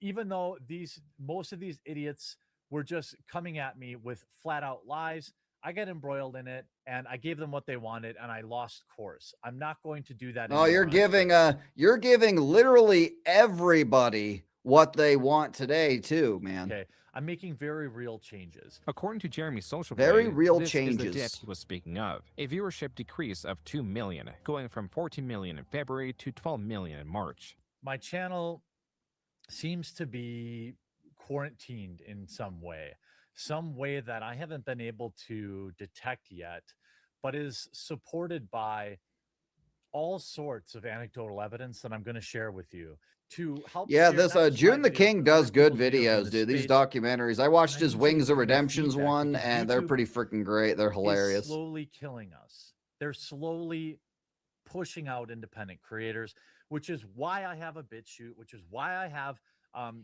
a library account. I'm a Are you talking like? Are you talking like right now? Double? Because yeah, I imagine there's like a fuck ton of people talking about because of everything that happened today with him calling out Friday Night Tights and then deleting the tweet, getting community noted. Oh yeah, by the way, those of you just joined us, that tweet I put up got community noted as well. Financial supporter of library Because he BitChute, lied because about I know Chrissy this is Mayer what's not happening, being but there. we still have to fight back.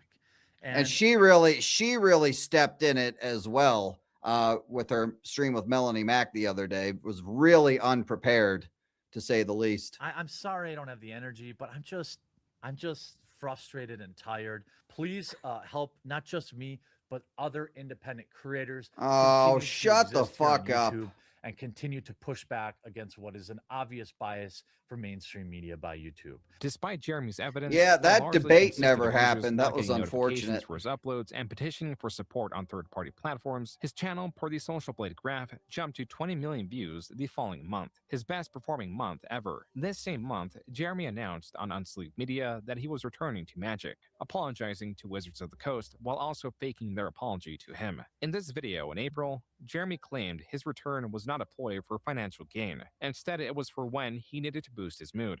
I view this channel as like a cathartic outlet for me, a place for me to go and just relax and turn off my brain and open some product again.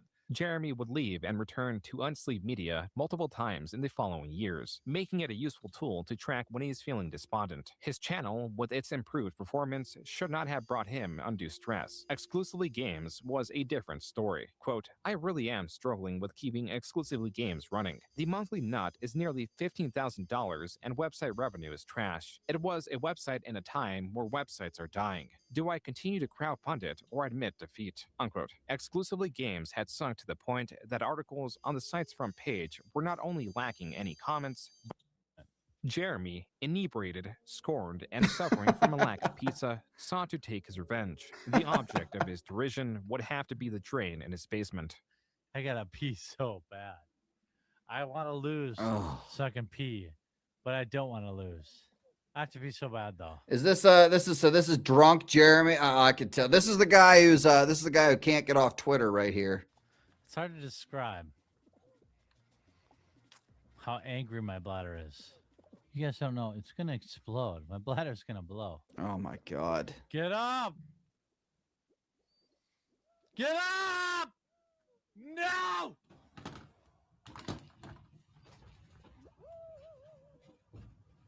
What a fucking weirdo. Okay, I don't want to hear this. I don't want to hear this. Just asked why her lotion was down in my office, and she refuses to believe that it was for a bit in spite of video evidence. Yeah, dude. This video also covered Jeremy's Hitler tweet, him peeing in his basement, his many videos on Brie Larson, and more. Jeremy, furious, responded on the same day of its upload on nearly every platform at his disposal. He takes basically the same boring old, like little 10 greatest Somebody hits, did a video on him. from the far left. You know, the whole yikes. We're gonna take every joke extremely out of context. We're gonna look at really old videos. Though Jeremy was displeased at Ethan Klein of H3H3 not providing extensive context, Jeremy himself would not even watch the content court before making this video and proceeded to be deceptive about its contents. Really, really low brow, low energy stuff. I really wasn't going to respond to it, but once he starts talking about my wife like repeatedly, then I kind of have a problem. I barely even. Oh yeah, we know how he feels about that. I mean, ironically, nobody talks more shit about his wife than he does. Ironically, but I guess only he's allowed to. Probably watch a grand total of 15. And that's like, and all the ammunition people have against his wife, it comes from you. Minutes of this, and it seemed like every little spot I picked, he was talking about my wife. My wife. My wife is somebody that remains offline, does not except when you fucking post about her. Interact with anybody, and no, I don't believe she's fair game. Because he can't stop talking about my wife. I think he's probably jealous. I mean, my wife is a beautiful woman. It's like he says my wife, like Jon Snow says my queen. She's my queen. Funny. Somebody needs to meme that, like him as Jon Snow, like a creep looking Jon Snow saying my wife. And kind, and she has exactly.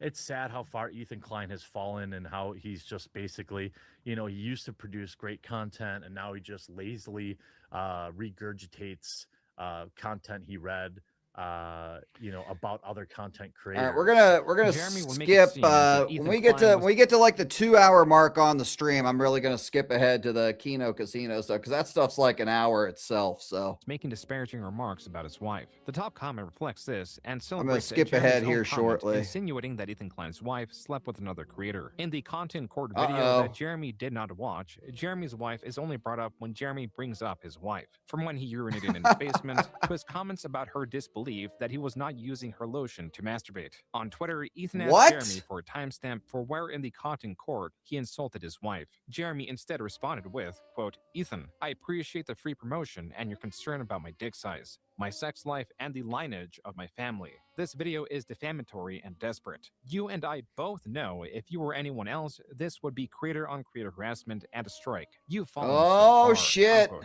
Jeremy on the Incredible Saltmine channel would admit to not watching this video once more. So he basically, by asking for the timestamp, the guy's too stupid to realize that by asking for the timestamp is basically you admitting that you didn't watch it. I didn't watch it. I didn't watch it. Who the fuck? 2 hour? I mean, 2 hours. It was in this stream that Jeremy clarified that, despite campaigning on Ethan and talking about his wife, he acknowledges that it was not any way disparaging. My wife, at many times, not like in a disparaging way, just He brings her blames into his wife conversations on I why she find can't get. Dude, kinda that's shitty. fucked up. He brings her in like in a negative way, in a negative Poor way. poor As Ethan Quartering's also brought up wife. Jeremy's Hitler tweet, he now reframes it as being a joke, though the joke is not entirely clear. How the fuck are they so stuck on this? It was obviously a fucking joke, and like they. This is the thing on Twitter. They said, "Was it? What did you say again?" I said, "Yeah, it was really obvious." Yeah, of course it was. It was like another Hollywood person said Hitler bad, and I was like, "Ooh, stunning and brave," and like, and then everyone's like, "Oh, he's pro Hitler." Jeremy's co-host would join in on mocking Jeremy. Don't do me like this. Don't do me like this.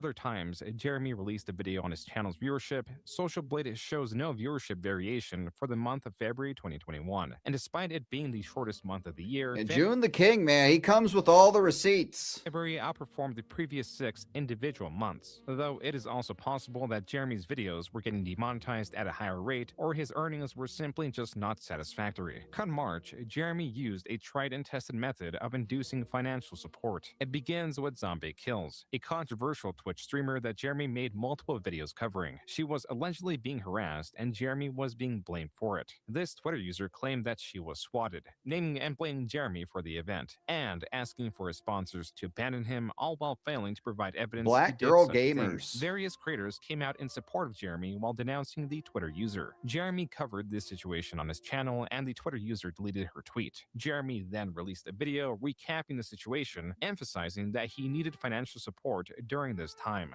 For myself and my staff. A lot of people forget. Wow. Using a situation to ask for money. Just for this YouTube channel. And he has a gold play button back there. Look at that shit. There's 4 full-time employees. Jeremy would transition this into promoting his Subscribe Star, a Patreon alternative. But we are now 47% of the way to essentially securing all of their jobs, regardless of if these fools get my sponsors removed or I don't even understand. I don't understand these people. As for Mill Creek, oh, it's just rebranded. It's just rebranded this or rebranded that. It's absolutely not. If anyone understands anything, about Parkside business, Phil you have Maxey. distributors. It's not like I went out and bought like $1 million in machinery to roast my own beans. That's not how any of this works. But like any idiot knows that. And like these clowns, there's like 15 clowns, and then now Rick, who are like, ooh, exposed. Yeah, I see on Rumble, Camelot and Hypnotic, or I think they're all talking about it. So yeah, there's a lot of people. There's a lot of people live talking about this. So thank you all for being here. By the way, I'm sure a lot of you are flipping between me and other people. Appreciate y'all being here, just flipping through. Cheers to y'all in the chat. Does fulfillment for him occasionally on a certain roast is associated with him, and ooh, we got him. It's like they handle one tiny part of the business, but because they hate me, they've been harassing them, calling them, emailing them, and it requires you be plugged in like 24/7, like waking up in the middle of the night, checking your phone, see what's trending. There's some big thing happening, and then I'd watch her videos about like taking yucca leaves and making. Okay, I think we're gonna skip. I love how much women. Oh, there's here. Anna. She's so beautiful. Welcome to. There's Anna. Hang on, I want to watch this with Anna. The stream. How are you? I'm Anna good. made How the are video. you? Oh, I'm killing it. Yeah, I didn't think that. Shout out to anybody would Anna, be that into Star pregnant Wars chicks, girl. But hey, I guess the internet's a big place, so maybe they are. She also has an OnlyFans where she sells breast milk pictures. stuff What? Like that. So, Allie, I mean, Is this him like sexual? Is this him like harassing like female guests? only ever exchanged nudes online. Hang on, I want to go back a little intoxicated, bit. culminating in guests joining him at peak intoxication. If Anna or Brittany, they both have my cell phone number. So if they want to come on, I'll send them the link. I must have a. I did hear what he said about Brittany Venti and how he wants to give her his babies. I did hear about that. I did see that clip. Let me get some boobs on here, Allie. Wow. All right, I'll get you in here, Allie. Allie Drummond. Okay. I'm gonna require cam on for her. I appreciate when you guys give me a little slack, because I do. At least when I do it, it's funny. Never seen me without a hat on. I'm not drunk at all. I'm that age. Ready? Let's get some boobs on here. Oh, look at that hairline. Holy shit. That's worse than I love a guy who loves fake Star Wars, dude. Okay. No, AA, these are like older clips. Sure, I've gone from a 4-head to a 5-head, but I'm not bald. I need a vagine in this chat so I can go pee. I got to pee so bad, but What one of the these girls fuck? better show up. Welcome to the stream. How are you? I'm good. How are you? Oh, I'm killing it. Yeah, I didn't. Yeah, think that's that true too. He's married and he's doing this, by the way. That's a great point, Lunar Spiral. Anybody would be into pregnant chicks, but hey, I guess the internet's a big place, so maybe. Does anyone know who I have no idea who this chick even is. She also has an OnlyFans where she sells breast milk. Okay, I'm gonna picture- skip ahead a little. Oh shit. Oh, my bad, you guys. I just fucking go back to the beginning. Sorry, give me a sec. We'll make our way. We'll get back to it. Oh, Allie, I mean, we've only ever exchanged nudes online. Wow, I went right back to where we left off. Holy shit. Cheers to me. What's it? I appreciate you joining me. Yeah, no, thanks for having me. My husband She's actually just likes like, I'm not even going to acknowledge that. content, and I didn't even know that you had reacted to my content before. I didn't even think you like looked at my channel like that. Yeah, sweetheart, I think he definitely reacted. He definitely reacted to your channel. He reacted all over himself to your channel, Allie. Yeah. Congratulations. Well, it's obviously before you were pregnant. Now that I know you're pregnant, I've moved on. I'm What? diagnosed Asperger's, so I can say it. Oh, what? But, like, But yeah. you seem like very normal. What? Hello. Oh, there's Anna. I love how much women hate her just because she's so Did beautiful. you just say like, oh my lord, when Anna came in? Oh, what? Like, but you seem like very normal. What? Hello. Oh my lord! I love how much women hate her just because she's so beautiful. I was pretty ugly before I learned how to do my hair and my eyebrows. Ah. Oh yeah, and you were blessed with gigantic boobs. But the are you live right now? Holy Live shit, right now? there's Yeah. Brittany. There's Brittany. Well, chat, at least I can say that I was a little bit more less of a perv when Anna was on this stream a couple months ago. Yeah, so Yeah. if you A want, little bit I'm less not than gonna be that. offended. Brittany said she's gonna pop a nip later. Maybe when I say later, we don't really know when that means. Astro Boy says Jeremy's not for the night. You're Jesus Christ. That was painful to watch. hurting your brand. What do you mean? My brand is what I am. Jeremy deleted the stream, and the following months he made He deleted the stream. first video of the year, claiming YouTube was targeting his channel, deeming the survival of his channel and others were important to fight the culture war. The last section of this video is dedicated to persuading viewers to join his mailing list or join his locals page, where he states financial support is optional. To add, Okay, that was pretty crazy. Outlet. Yeah, Papa Nip. We're a real coffee company, and I made that investment with the plan of having something that could grow. Well, we've never Married guy, by the way, but I guess his wife's cool with it. All right, let's just jump. All right, let's jump to the Kino Casino chapter now. So let's go do that. We'll definitely watch most of that. This is I feel like this is going to pick up more recent events and everything. And reminder, the link to this video is in the description. So if you want to check out the parts we skipped over, you can definitely do that on your own time. Let's get to the more recent events. The comments on this video are vastly different than the last. They are still in the same spirit, but are cryptic with their messaging. Quote, the casino sends its regards, Quarter Pounder. Bro, rule number 1 of the internet, never feed the trolls. The house always wins. Unquote. You're asking them to do super chats. You're asking them All right, to here we do go. memberships. You're asking them to do memberships at thequartering.com. Rumblecast, watch the videos, watch the ads. And then I gotta be on. I had heard of the Kino Casino like before these events. I think maybe I stumbled across their content a few times, but I never really watched them. And then like ever since that, like this situation has really put them on the map for a lot of people. also have to buy the coffee.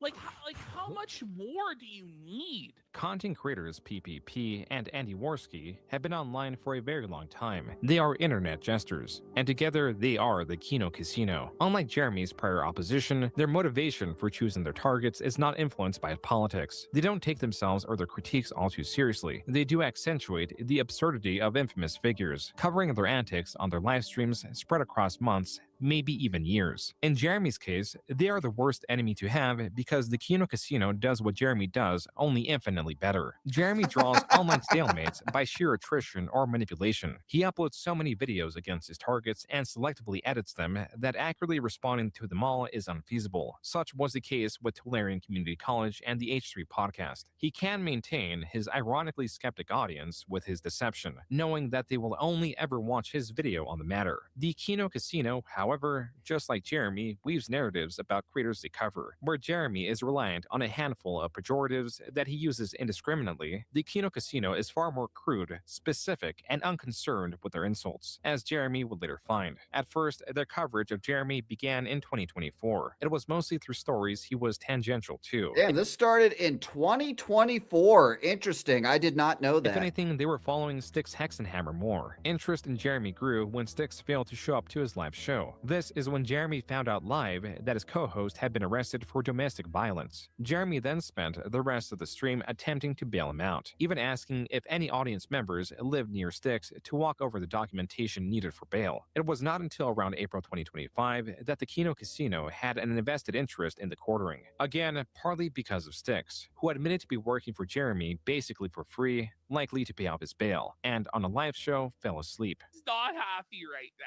He's staring at Styx, and Styx is just in a blissful dream state on drugs. He's like, what do we do with this guy? This can't. Look at cornering, bro. He's very displeased right now. Jeremy fired Styx because of this blunder. The Kino Casino proceeded to cover Jeremy as one of their main targets. Initially, their coverage was on Jeremy's business-related videos, particularly the ones where Jeremy attributes political beliefs to anyone that negatively affected his business. Jeremy was now dealing with a truly declining channel, a possibly failing business, and the Kino Casino. Like, how low can it go? I heard that he had 10 people watching him on Twitch, and I'm sure they were all trolls. Very interesting, you know, what the numbers actually are when minus the botting, you know? This is likely why he uploaded this video on May 20th. This year has been the most stressful, most difficult year. Oh my God. Of content creation that I've ever had.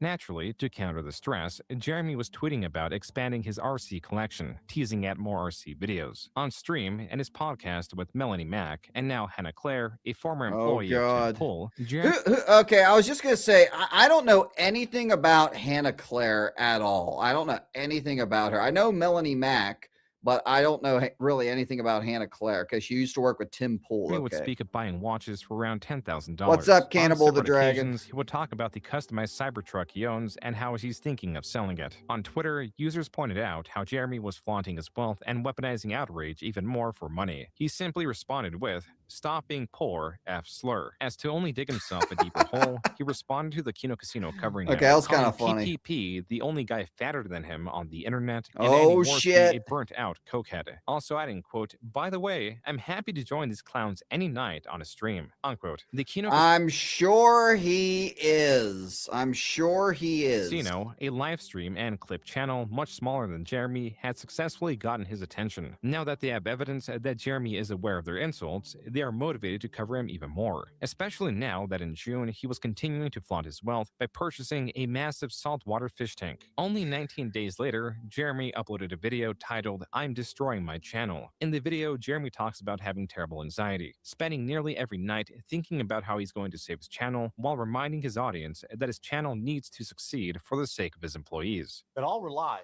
on YouTube, which has been extremely consistent for me. Listen to how out of breath he is. Listen to how out of breath he is. I heard somebody mention that like the reason he moves around a lot in his videos is because he's like gasping for air because he's so exhausted standing up. Employees. That all rely on YouTube, Like, which is it me? Is it just me, or does he sound like he's out of breath? Consistent for me over the past 5 years. For the first time Gasp. in 3 or 4 years, I have started losing a lot of subscribers, hundreds, Oh thousands my a day. God. I couldn't figure it out. I can't figure it out. Jeremy pleads to his audience, claiming he is reducing the amount of ad reads to 1 a day. As for his content, Jeremy wants to create in-depth videos and be wrong less. I think the market has shifted, and it's no longer okay just to have to, Remember, he said that like the Geeks and Gamers and like Nerdrotic, didn't he say that like their channels were like dying? He said that, right? I remember him saying that. He said that about Geeks and Gamers. I think he said it about Geeks and Gamers and Nerdrotic. Maybe right. Again, don't quote me on that. I know he said that about something. Said yes, he did say that. Yeah. just to read an article and give my whoa, that's crazy. I need to be better. And to avoid having my wife sell her feet pictures, I have hired a researcher full time. Oh, yeah, throwing you. There you go. There's a bunch of jokes for the Kino Casino, Jeremy. Your wife's feet pictures. There's a million memes right there. You see what I mean? He does it to himself. I was having near daily anxiety.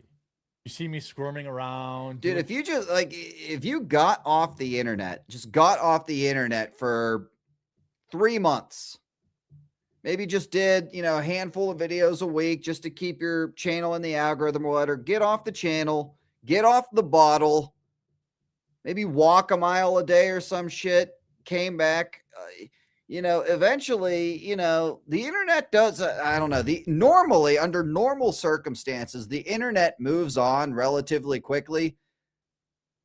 But this guy's just giving everybody new shit, as we talked about earlier. So we talked about, as I showed you guys earlier, there's the community note, by the way, on the deleted tweet, which is why it was deleted. He's giving the internet shit every single fucking day. It's insane. Doing this, touching myself, like it's a weird tick, like touching my heart. Jeremy was agitated, anxious, and one of the casino's prime targets on their July 4th stream. Here, they covered the previous month's happenings, even Jeremy's new, inferior Rumble contract. So now what he has to do, because of his Rumble deal being changed, he has to shill the Rumble subs, and he only gets half of that, honey. Let's just say we took a pretty huge pay cut at the end of our Rumble contract. And I wonder why. Yeah, I was just gonna say, I wonder why. They probably regret it. Let's go to his most recent video and see if anything That's what I was gonna do. By the way, what's the title of this video? Video? Flight forced to emergency land for insane reasons. So it sounds really clickbaity. Yeah, that sounds At least it clickbaity as didn't fuck. Start with a coffee mug. What's the thumbnail? Hang on, let's see the thumbnail. Let's see. I'm done. I'm done flying forever.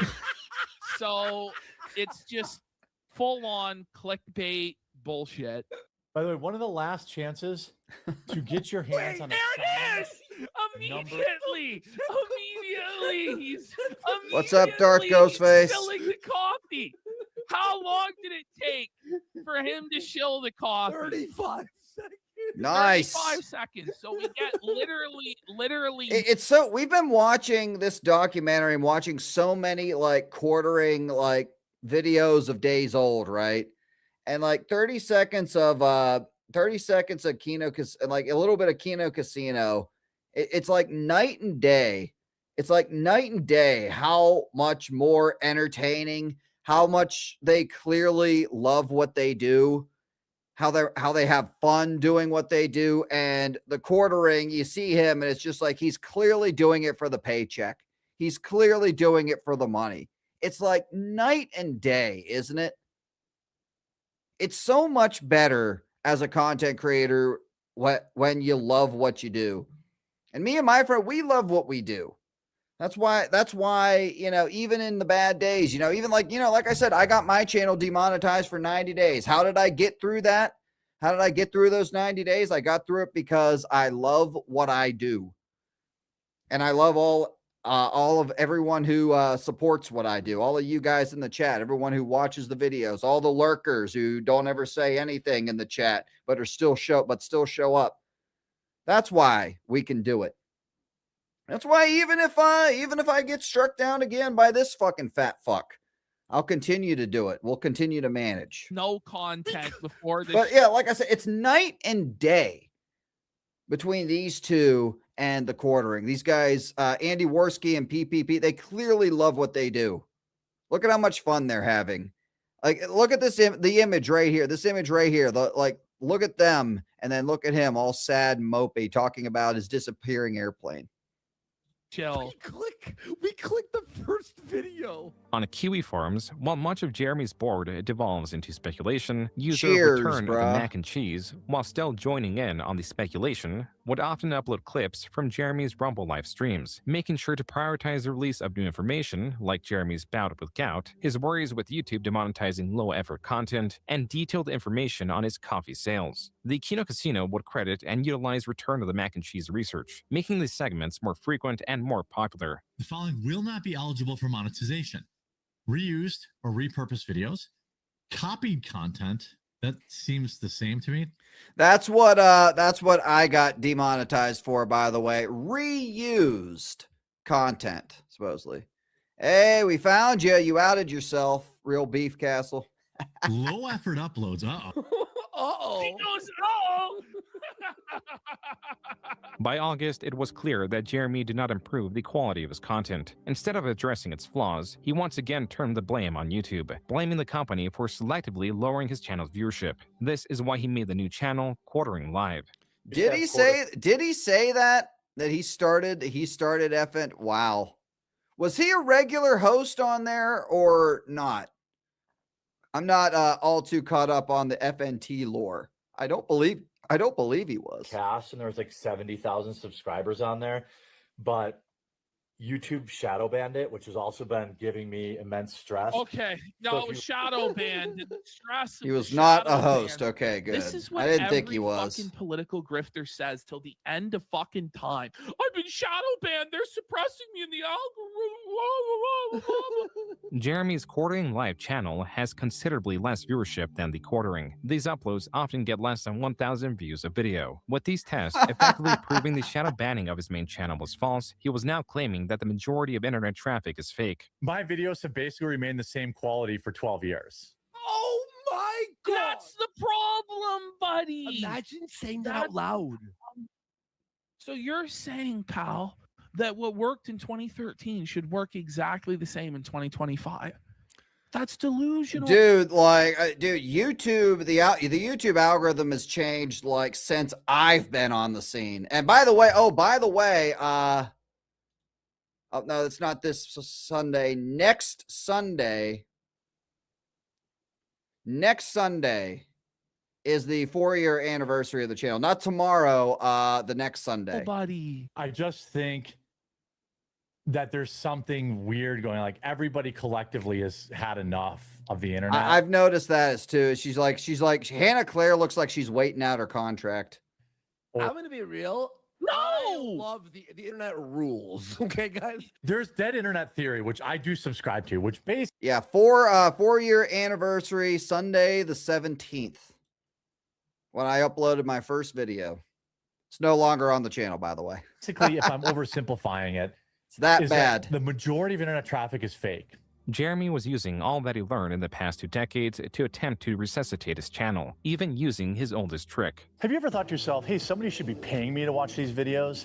Well, I thought his oldest trick was going to be talking shit about his wife. I've heard you loud and clear, and that's exactly what this week's going to be. Hey, Quartering. Yeah, man, 4 years of Dumbass. bigotry. Supposed to be a businessman understands this.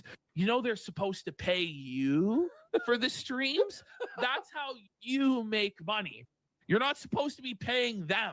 It's another vanity project for you. Look at all the viewers we have that I paid for. Yeah. It's like if you Jeremy was attempting to fall back on giveaways. Only YouTube had long reduced the influence subscribers have on creators. The Kino Casino covered this and were following Jeremy's financial decisions. Yeah, we might have to Come late put August, we might they have to also put began Jeremy covering Hambley Jeremy's on the many list, stories bro. of involuntary bowel movements. Only keep people for an hour, and I was totally off my game I have because to I put have his ass on the list of skills. anxiety diarrhea from you. he has anxiety diarrhea. He has anxiety diarrhea. I was trying to poop for an hour straight before the show. Oh and then my once Was God. it the 15 beers? For an Look at Hannah Claire's face. Hannah clearly waiting out that contract. hour straight. He's on the porcelain throne. The porcelain Punisher is right. I mean, I had diarrhea for like 5 straight months. 5 just straight months. These are the diarrhea files. When I'm trying to really work on my gut Yeah, we biome, got the as my orange well-documented Grizzy. You can see it in the nonstop thumbnail. diarrhea. In September, the Kino Casino rediscovered That's a new emote. You can also get your Mr. Grizzy oranges at your local supermarket. They're very good, very tasty. the pinnacle of Jeremy's diarrhea-related stories. They uncovered the Walmart story. The trail of smears. This is the trail of smears. No, it really is the trail of smears. I hate to spoil it. It's amazing when we get to this. To Jeremy, this was a step too far. The Kino Casino early September had both covered the Walmart story and dominated the search term Jeremy Hambly, so he renamed his podcast channel. So if you search for Jeremy Hambly on YouTube, you'll Ghostface needs to catch up on the why are there oranges meme. see here that pretty much every single Darth Angel for $5. Thank you, Darth Angel. I first found the channel from your Acolyte Soy Boys video, and I don't regret ever subscribing. Here's to many more good years of the channel and 80K. Thank you, Darth Angel. Yeah, it's always nice to hear when you guys found. It's always very interesting. A lot of people found the channel on the Acolyte. That was a great era of the channel. Thank you, Darth Angel, for the $5. result is now for Kino Casino clip.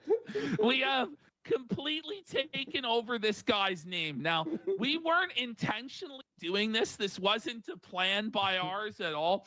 Jeremy goes, yeah, when you search my name, it's literally only snark and bullshit. It's apparently now required. So Jeremy has rebranded the Quartercast to being Jeremy Hambly, the Jeremy Hambly show. And we're gonna I might have to drop the Why Are There Oranges song that we opened the stream with on X tomorrow. I might have to do it. Help me take back the search results. Basically, people that want to spread like terrible misinformation about. Okay, We'll play it one more time for the outro. What is the misinformation? It's all people who used to watch me, and that's fine. Again, you're allowed to make all the content you want on me. You're just not gonna. You're not gonna talk about my wife. Jeremy was not only acknowledging the Kino Casino, but also reading their viewers' donations, emboldening them to join in. What's everybody got going on this weekend? Have your daily diarrhea dump.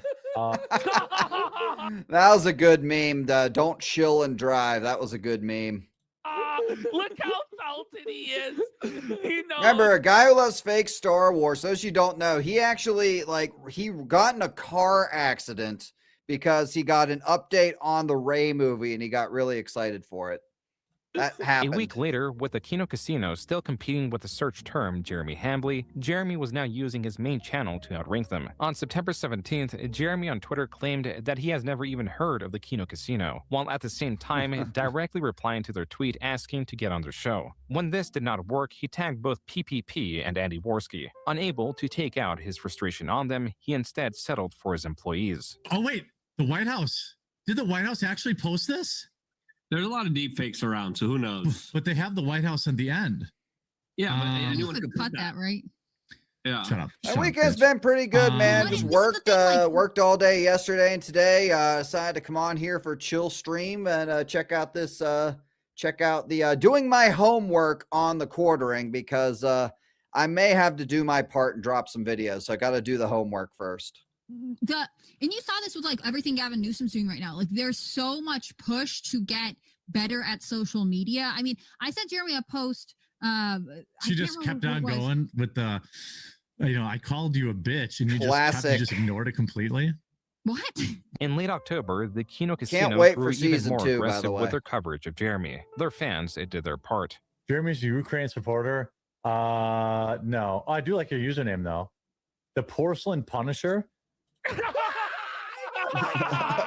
All of this attention towards Jeremy was going to pay off, especially as he continued to post information related to his earnings, like in mid-October when he showed his previous 30 days of earnings on Rumble. amounting to 26,000. That's not all. He also got 6 million viewers and 195,000 hours viewed by those viewers. Though Jeremy streams 4 hours on end, these stats meant... Yeah, we talked about that, Red Jaguar, at the opening of the stream. She really fucked up on that. That was like, she really fucked up. Like, when the chat is going that crazy and they're calling like Melanie a liar and everything, like, you gotta do your research.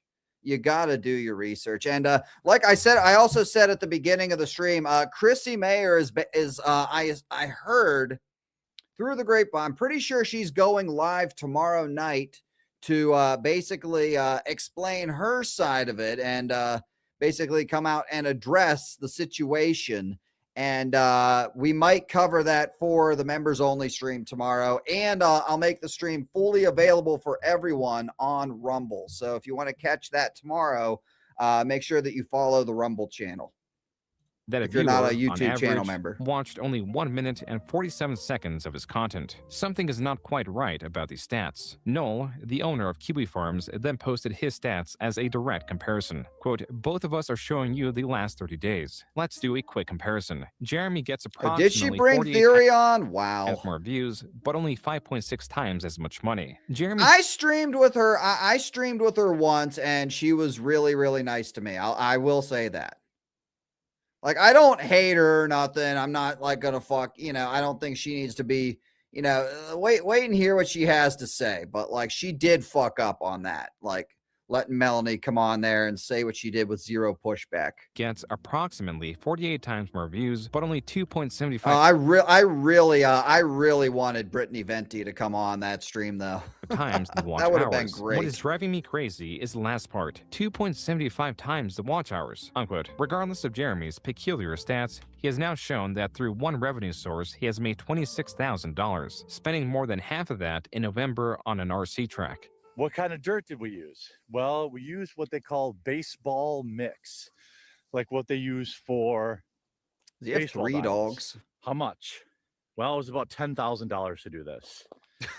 If you do it yourself, It's like, brag about money, brag about stuff that you brag about, all how privileged you are, right? How white privileged you are, and how much money you make and all your goodies and attributes, but keep begging for money and doing fundraisers. probably going to be $4,000 to $5,000. That shipping container was like $5 or $6 grand, and I installed vents and solar lighting on the top, and inside I've run power, but I'm not going to include that. That's like a luxury. Like, all Melanie has to do is just like deny. You can be friends with somebody and disagree with their act. You don't, just because you're friends with somebody doesn't mean you go down with the ship when they're fucking sinking.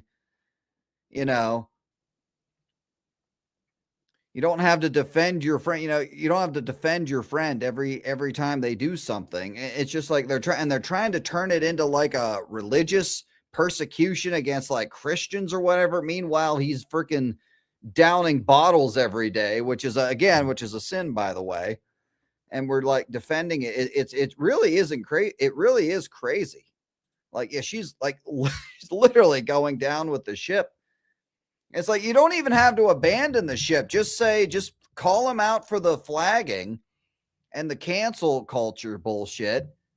So like, hey man, I'm still your friend, but like, and then maybe, sit him down and say, hey, you need to make this right. But nope, just going down with the ship, man. It's not even going to get to use crazy. it even one time. I don't know if this is going to survive the winter. Think about it. 10,000 for the track, 4,000 for the shipping container, 14,000. How much is he asking for the He said GoFundMe?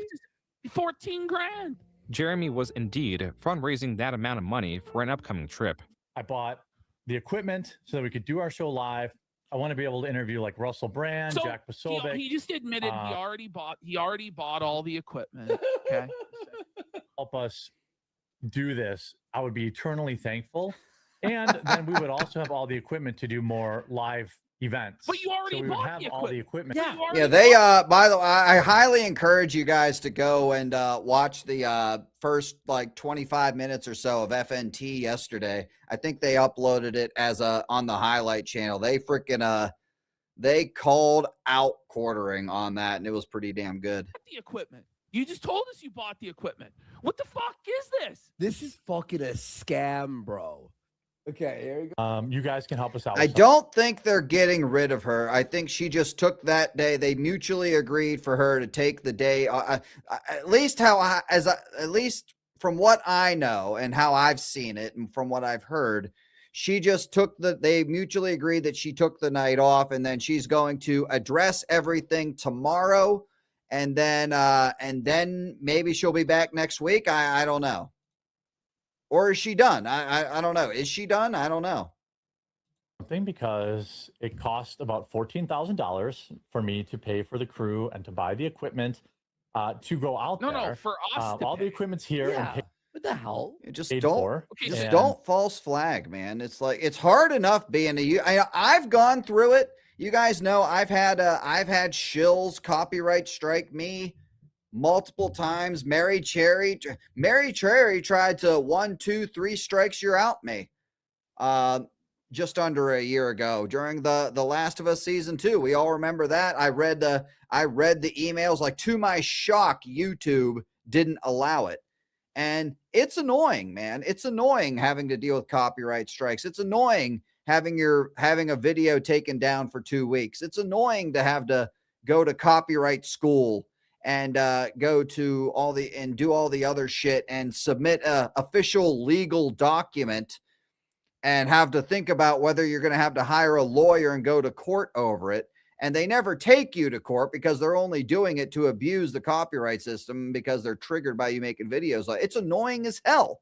And I've gone through it myself. So the only legitimate reason to copyright flag or copyright claim or copyright strike somebody else is if they literally upload a video that you have done unedited, unaltered whatsoever, just uploaded your video as your own and trying to take credit for it and make money off it. That's like the only reason.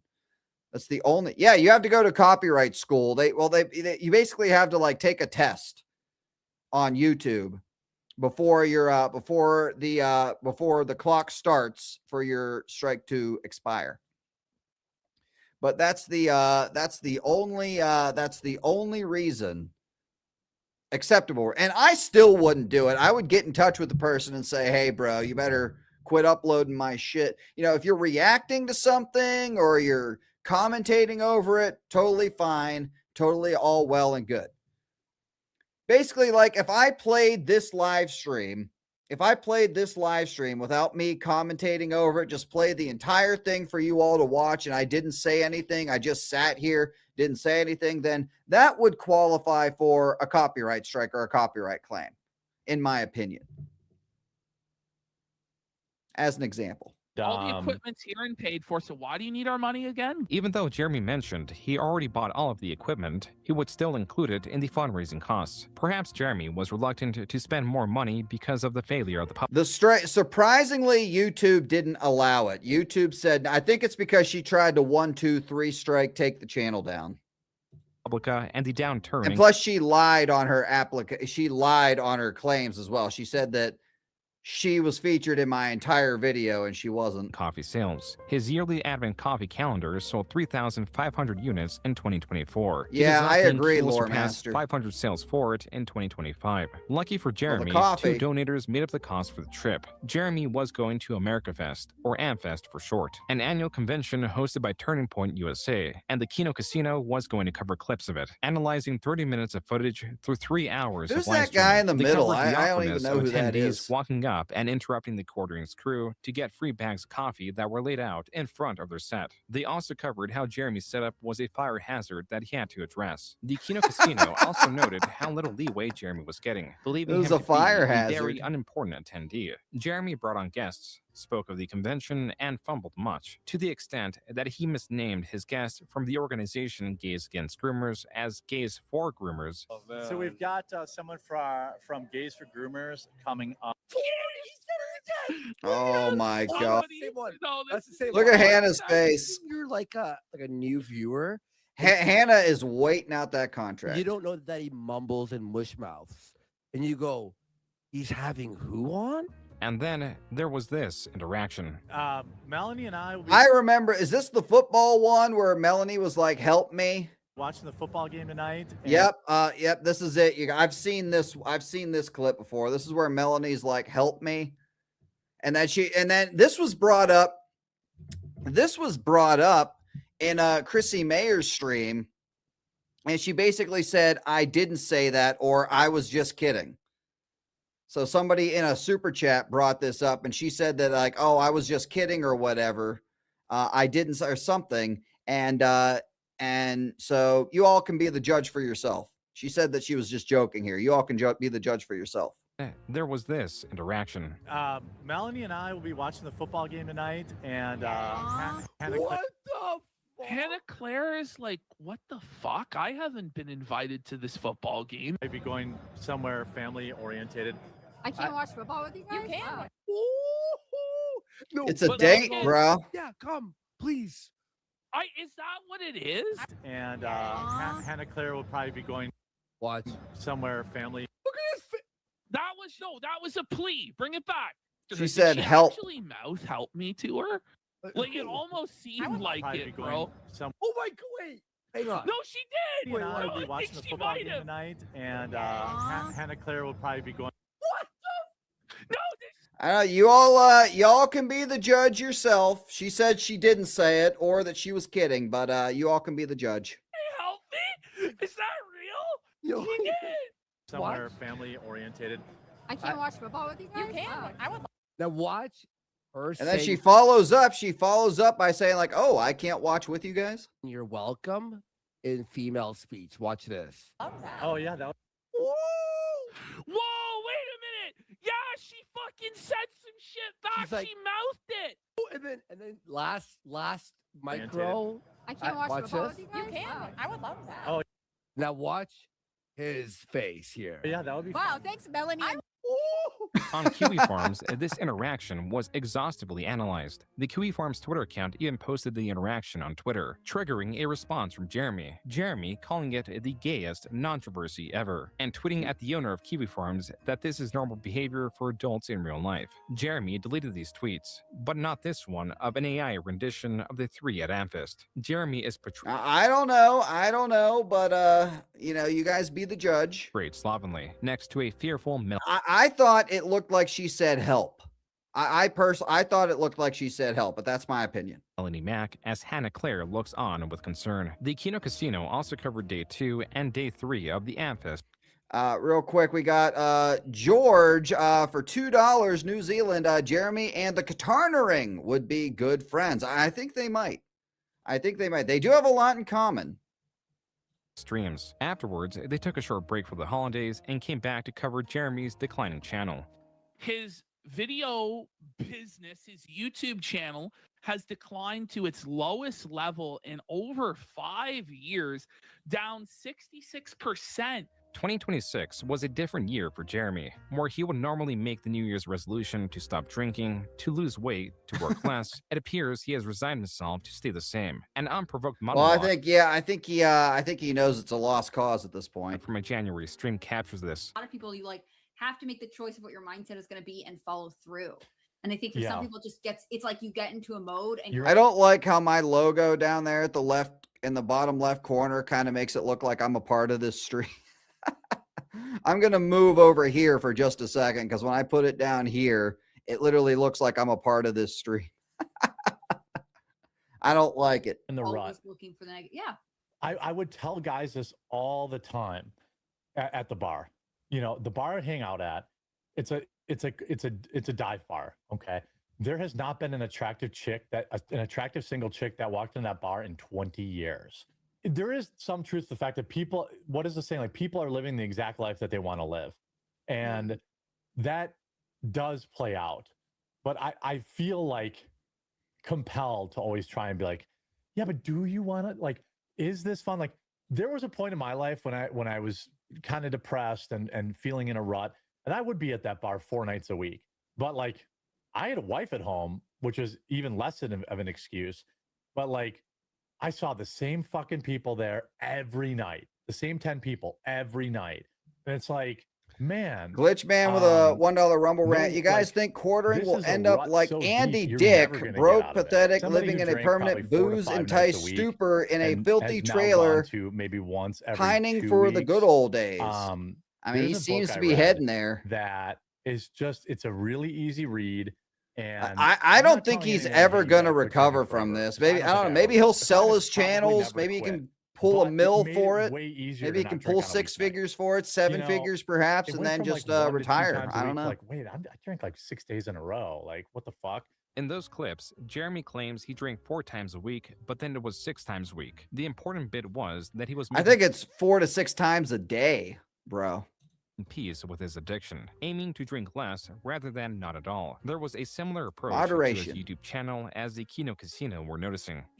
He got on January 19th 20,000 subs.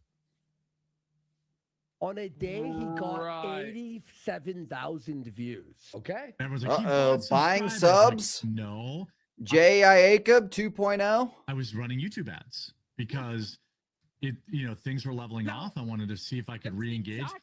The views on that video. Yeah, we talked 80,000 about of them that were at the from my beginning of own the stream, channel. Ghostface. You get like 2,000 paid views, and it costs you about $2 to find a new subscriber. Jeremy was now utilizing what he previously called one of the most insulting services YouTube has ever offered him. As a comparison, the quartering in January got 10 million views and gained 50,000 subscribers. His peak month in June 2024 was 74 million views and 60,000 subscribers. This is around 7 times the views, yet just 1/5 more subscribers. This is how inordinate Jeremy's subscriber growth was. If 40,000 of those subscribers were paid, then that means Jeremy paid around $80,000. It's just Google that, guys. It's Google ads. It's Google ads. As J.I. Jacob would say, it's Google ads. I'm not buying subs and views, right? We've heard this story before. To YouTube in just January. Even stranger, Jeremy had long known how useless subscribers were through YouTube prioritizing their algorithm. But there is the possibility that this same learned behavior from 2008 is still present within him, on a or sub much growth larger directly scale. translates to dopamine. Or J.I. Jacob got invited to the Mandalorian and Grogu premiere, probably flashed his fake 50,000 subscribers to get invited to the Mandalorian and Grogu premiere, just like the quartering used his fake views, fake live viewers, and fake subs to get a contract with Rumble. Telling you, like, this fake it till you make it strategy, some of these guys are able to ram it through and make it work. A strange loop where Jeremy is endlessly working to escape his life, is burning himself out and exhausting his money to artificially grow his channel, all done to feel better. What's more, exposing that he does this exposes that he has much more money that he's let on. $80,000 is how much he mentioned the K-Cup machine costs. It still does not stop there because Jeremy was reviving Unsleep Media also at a cost. In fact, I have about $10,000 in product to open up to celebrate coming back. Jeremy claims he was unbanned by Wizards of the Coast. I do. On Twitter, Jeremy claims that tweet suddenly popped up, furious that it did so, even tagging Elon Musk in the process. This tweet received a community note explaining that Jeremy... Oh, is this the porn? Is this the Twitter porn arc? It's on Kiwi Farms.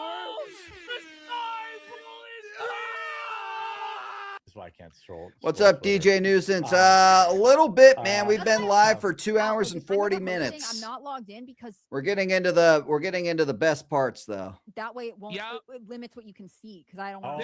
Yeah, sensitivity. Yeah, I guess I could probably do.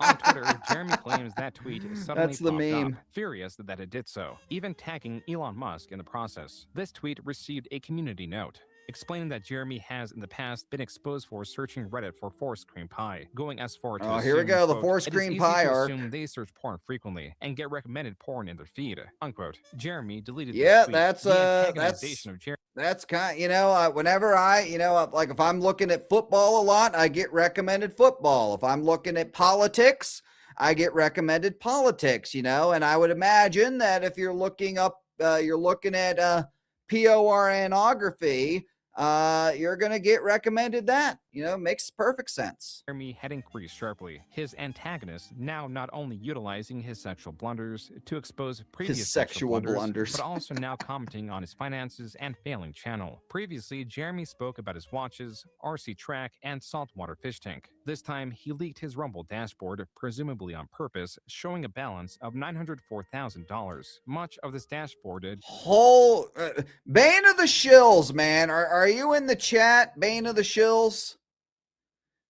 I know for a fact my Rumble balance isn't anywhere near that. Must be nice. I wouldn't be begging for money if I was getting that. And that's a month, by the way. Oh wait, no. I don't know. It's not, but it's actually not by a month. It's just whenever you choose to cash it out. So I don't know how long that's been there. Does not make sense and works against. But yeah, it doesn't. It kind of doesn't make sense, especially when all-time earnings is at 1.9 million, and then that's 900. So I don't know. The image of Jeremy. To start, the center notification states. I'll let Joon the King explain it because he can probably explain it better than I can. Sense and works against improving the image of Jeremy. To start, the center notification states that he has been rejected from the Rumble Creator Program. His balance from the last 30 days is $2,594 from 6.6 million views, a tremendously low pay rate, and with the views he has 158,000 hours viewed. This is even less than last time he leaked his dashboard. Now it averages to 86 seconds of watch time per viewer. Jeremy's soon after admitted that the balance of $900,000 is false. This is the super chat that makes him. Wait, so he lied. Interesting. Okay. I saw this, but I didn't really follow this full story on this. So I'm ears are kind of perking up for this. Seethe and crash out here. Jeremy, if you have 900K in a Rumble account, why are you asking people for 14K to go to AmFest? And why couldn't you donate the 6K to Toys for Tots? Perfectly logical questions. He crashes out about this, and this is the moment where he admits the 900K isn't real. And I recommend, as a man, as I'm sure you are, you don't worry about other men's money. The idea that I'm not sure what you're talking about with the Rumble money, but I get paid from Rumble monthly, and it's not what people think. What's up, John Getz? How's the gaming going? You still playing, or are you done for the night? Admitting that the 900K isn't real. There was a new revelation. It turns out Jeremy did not sell his Neo Geo or even Nintendo collection. Thought you were selling them off. No. So he's looking over at his wife. He's denying he ever sold them off. She's like, what the hell? I sold my Neo Geo stuff a long time ago, but my NES stuff is. What's up, Hard Hat still around. Reptiles? I still have a good amount of Neo Geo stuff. This is a fucking lie. You can only really. Jeremy, on 2 occasions, claimed that he sold his Neo Geo collection. Once in this tweet, to focus Just on his finished Nintendo for the collection, night. and Nice. again when he was pleading to his audience to assist him with the purchase of an $80. Yeah, I was gonna raid you, but we're kind of going along tonight. K-Cup machine. Jeremy in the stream also touched on him promoting his videos, claiming he was spending around $20,000 a month, a large difference from the presumed $80,000. He arrived at the $20,000 Den of quartering because he doesn't find it strange to reinvest 20% of his earnings back into his channel, alluding to now earning $100,000 a month. Lastly, he clarifies that he has $20,000 to throw away each month. If I didn't have 20 to 30 grand a month to advertise my own videos, 30. do you think I would be doing it? With this revelation, Jeremy's fundraising for events like AmFest seemed even less necessary than before. Regardless, Jeremy in March claimed he is not wealthy. Isn't Jeremy rich? Why'd be concerned about? Have a good night, Lunar Spiral. Thanks for hanging out with us.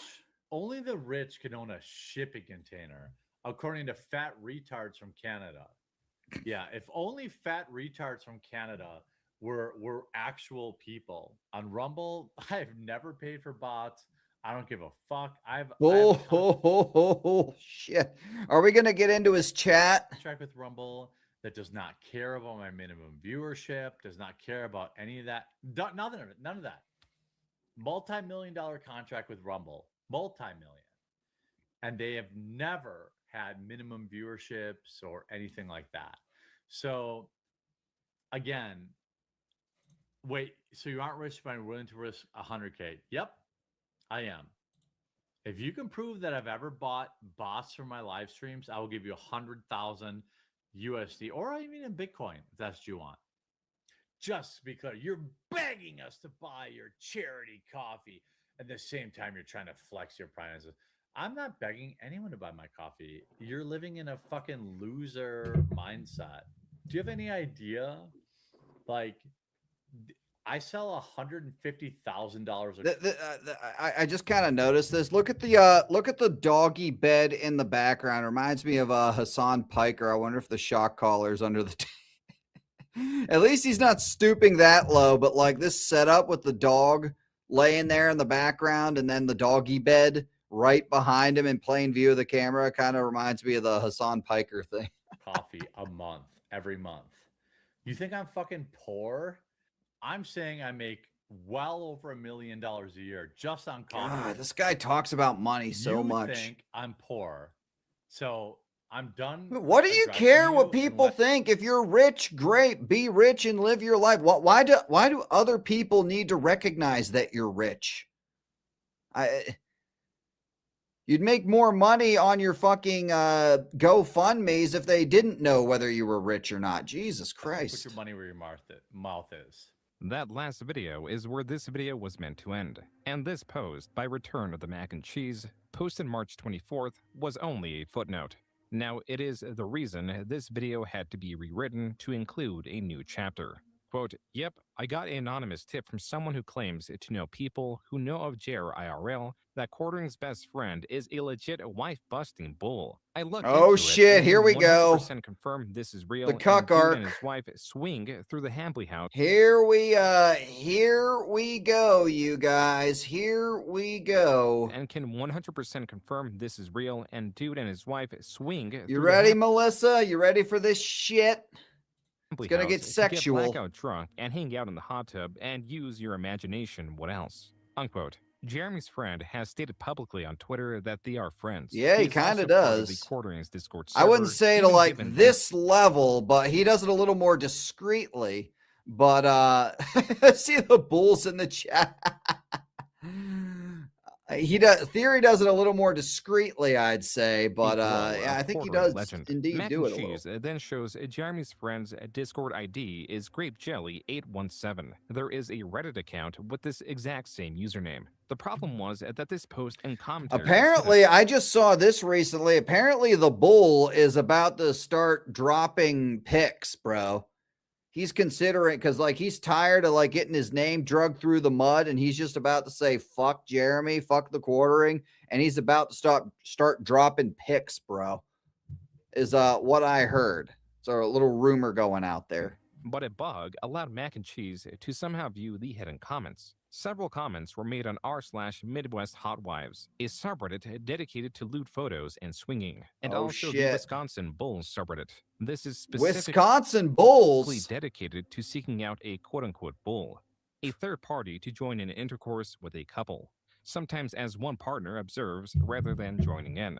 And Jeremy's friend, with his real name on Twitter, can be seen petitioning women for sex. This all proving that Jeremy's friend is an active swinger. The rest of the post is full of clips or photos meant to convince readers that Jeremy and or his wife is involved with his friend and or his friend's wife.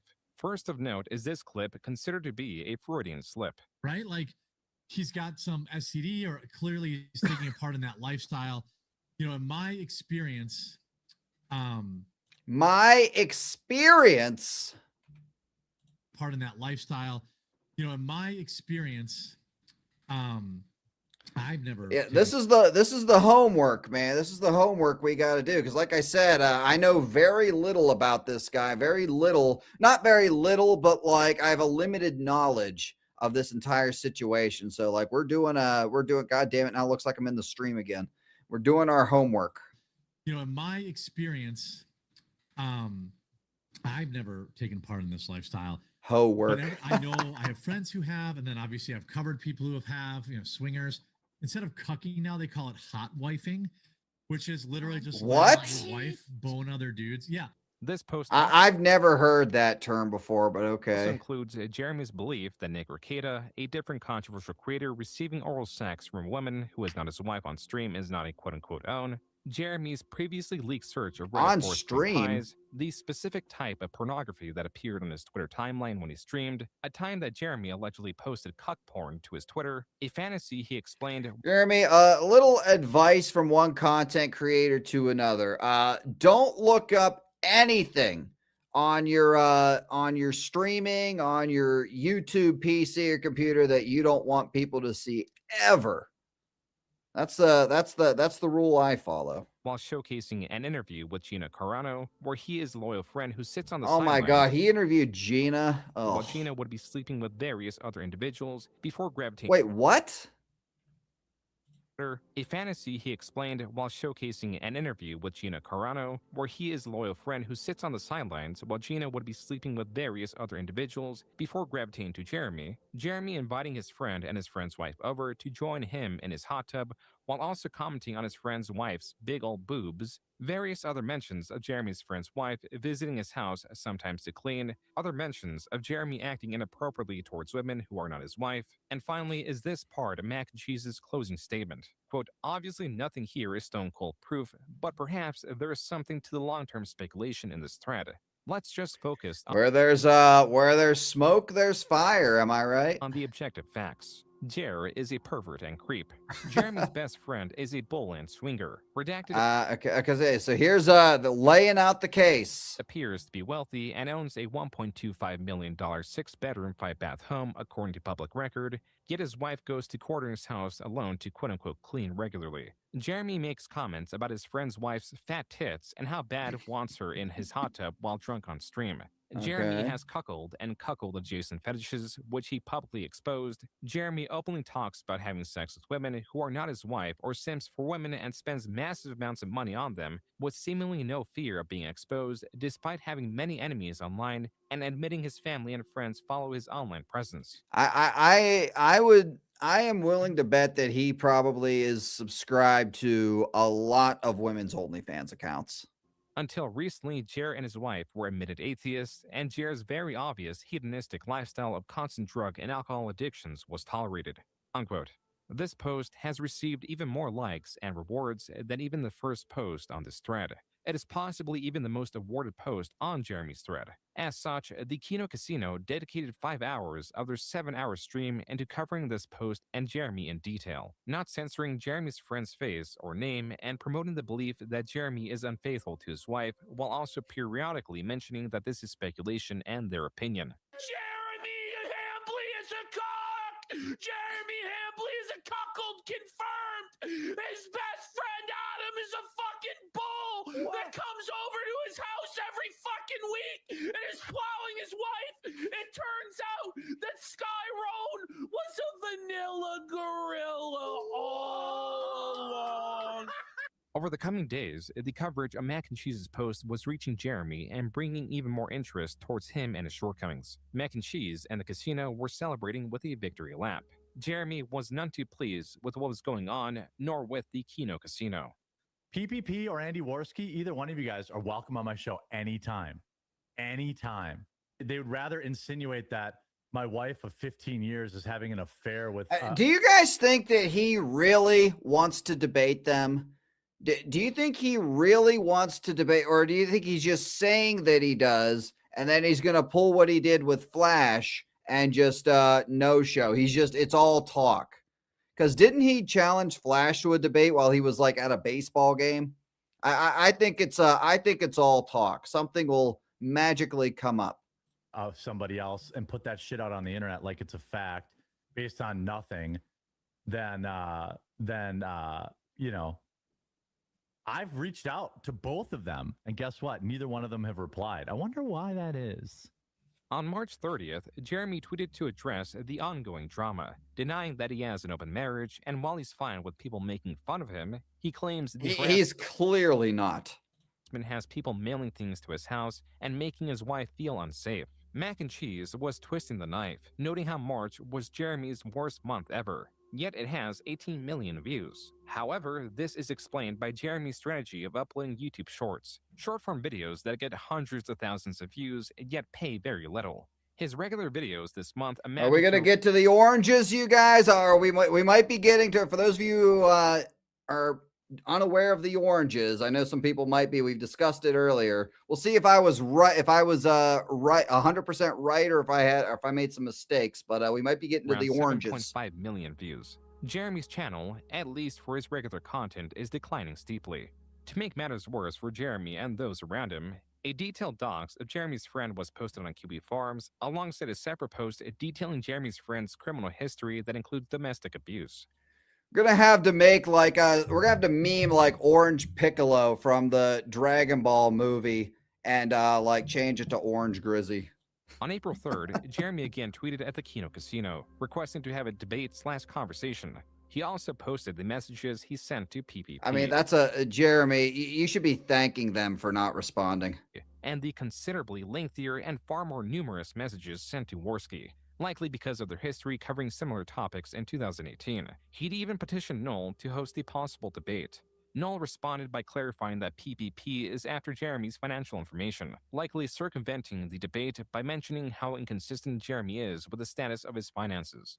Jeremy goes on to claim that he is willing to go on Caleb Hammer's Financial Audit podcast, a request previously made by the Kino Casino. On their stream, they celebrated this development, perhaps too soon.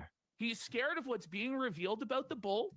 He doesn't want anyone digging any deeper into the situation with his bull, into the Nexium cult, and all of this. So he's prepared to agree to fucking anything. Honestly. And we could probably get a lot more out of Jeremy because we hold all the cards. We have all the leverage in this situation. I told you guys, the house always wins. Just one day later, PPP on Twitter shared a screenshot of a community strike the Kino Cathedral promo channel Okay, we're getting to the striking. Not to be confused with their main channel, Kino Casino Clips. The Kino Cathedral received a strike for harassment and bullying, PPP claiming it was Jeremy who reported the video and is responsible for the strike. Jeremy on Twitter stated, quote, PPP, a random Canadian, only considered stop spreading slanderous lies about my wife, my friend, and family if I gave him 7 years worth of tax forms. Again, a random fucking nobody demanded my tax forms in order to even consider stopping harassing my family and friends. Fuck him. Unquote.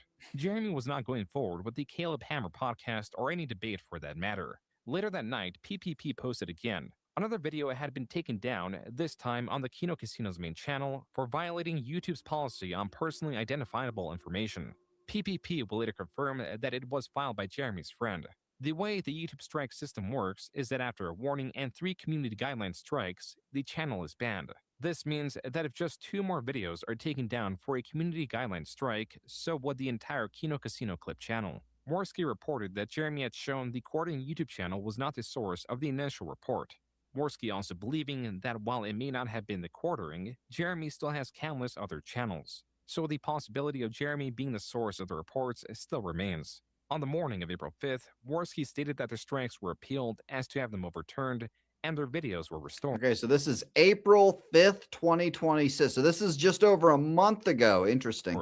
The looming threat of a ban was seemingly gone. Jeremy, still being blamed for the initial reports, was claiming that if he wanted to get them banned, he could, claiming either Worski or PPP is a ban evader and that their YouTube channel is a walking terms of service violation. Worski retorted by believing this was an admission that Jeremy was behind the reports and also posted his YouTube channel as to show he is not ban evading. Even so, Jeremy continued to tweet, now more menacingly. Quote, if these clowns keep going after my friends and family just because they don't like me, totally fine. I will in fact take everything they have and never apologize for There it is. Weirdos are messaging my. There it is. That's it right there. If these clowns go after my friends and family, I will in fact take everything they have and never apologize for it. And where are we now? Where are we now? He's taking shit and he's not apologizing. Look at where we are now. My wife, calling her phone, people are harassing my friends. Roast me, fine. There used to be a line. I don't give a fuck what you say about me, but these psychos are harassing my family, my wife, and my friends. They have no rules and Yeah, and again, this is what he accused FNT of being woke SJWs by in the tweet that he posted earlier. In fact, which I still have up over here. The anti-woke. They fought SGWs so long they became them. Basically called FNT SJW. Isn't this what SJWs do? Whenever some lunatic attacks them, they blame it on everyone that they hate. Isn't that exactly what the woke SJWs do, Jeremy? Again, like I said in my tweet today, the hypocrisy is next level. Today, neither do I. You guys have spread disgusting, vile lies about my wife. You literally retweeted a Photoshop picture of her, someone who is not on the internet. I strongly dislike you, but would never dream of bringing your family into anything. I don't think it's crazy to expect two other grown men to understand that my wife, who is not an online person, to be left out of things. The more they push it, the more I want to become the villain they already accuse me of. Unquote. This was viewed as yet another empty threat. No shit. Well, I don't know about if that was an empty threat because again, look at where we like. The more I want to become the villain they already accuse me of. Again, look at where we are now. One that brought on even more ridicule. New to the mix was Jeremy's often uttered inane question, "How was your weekend?"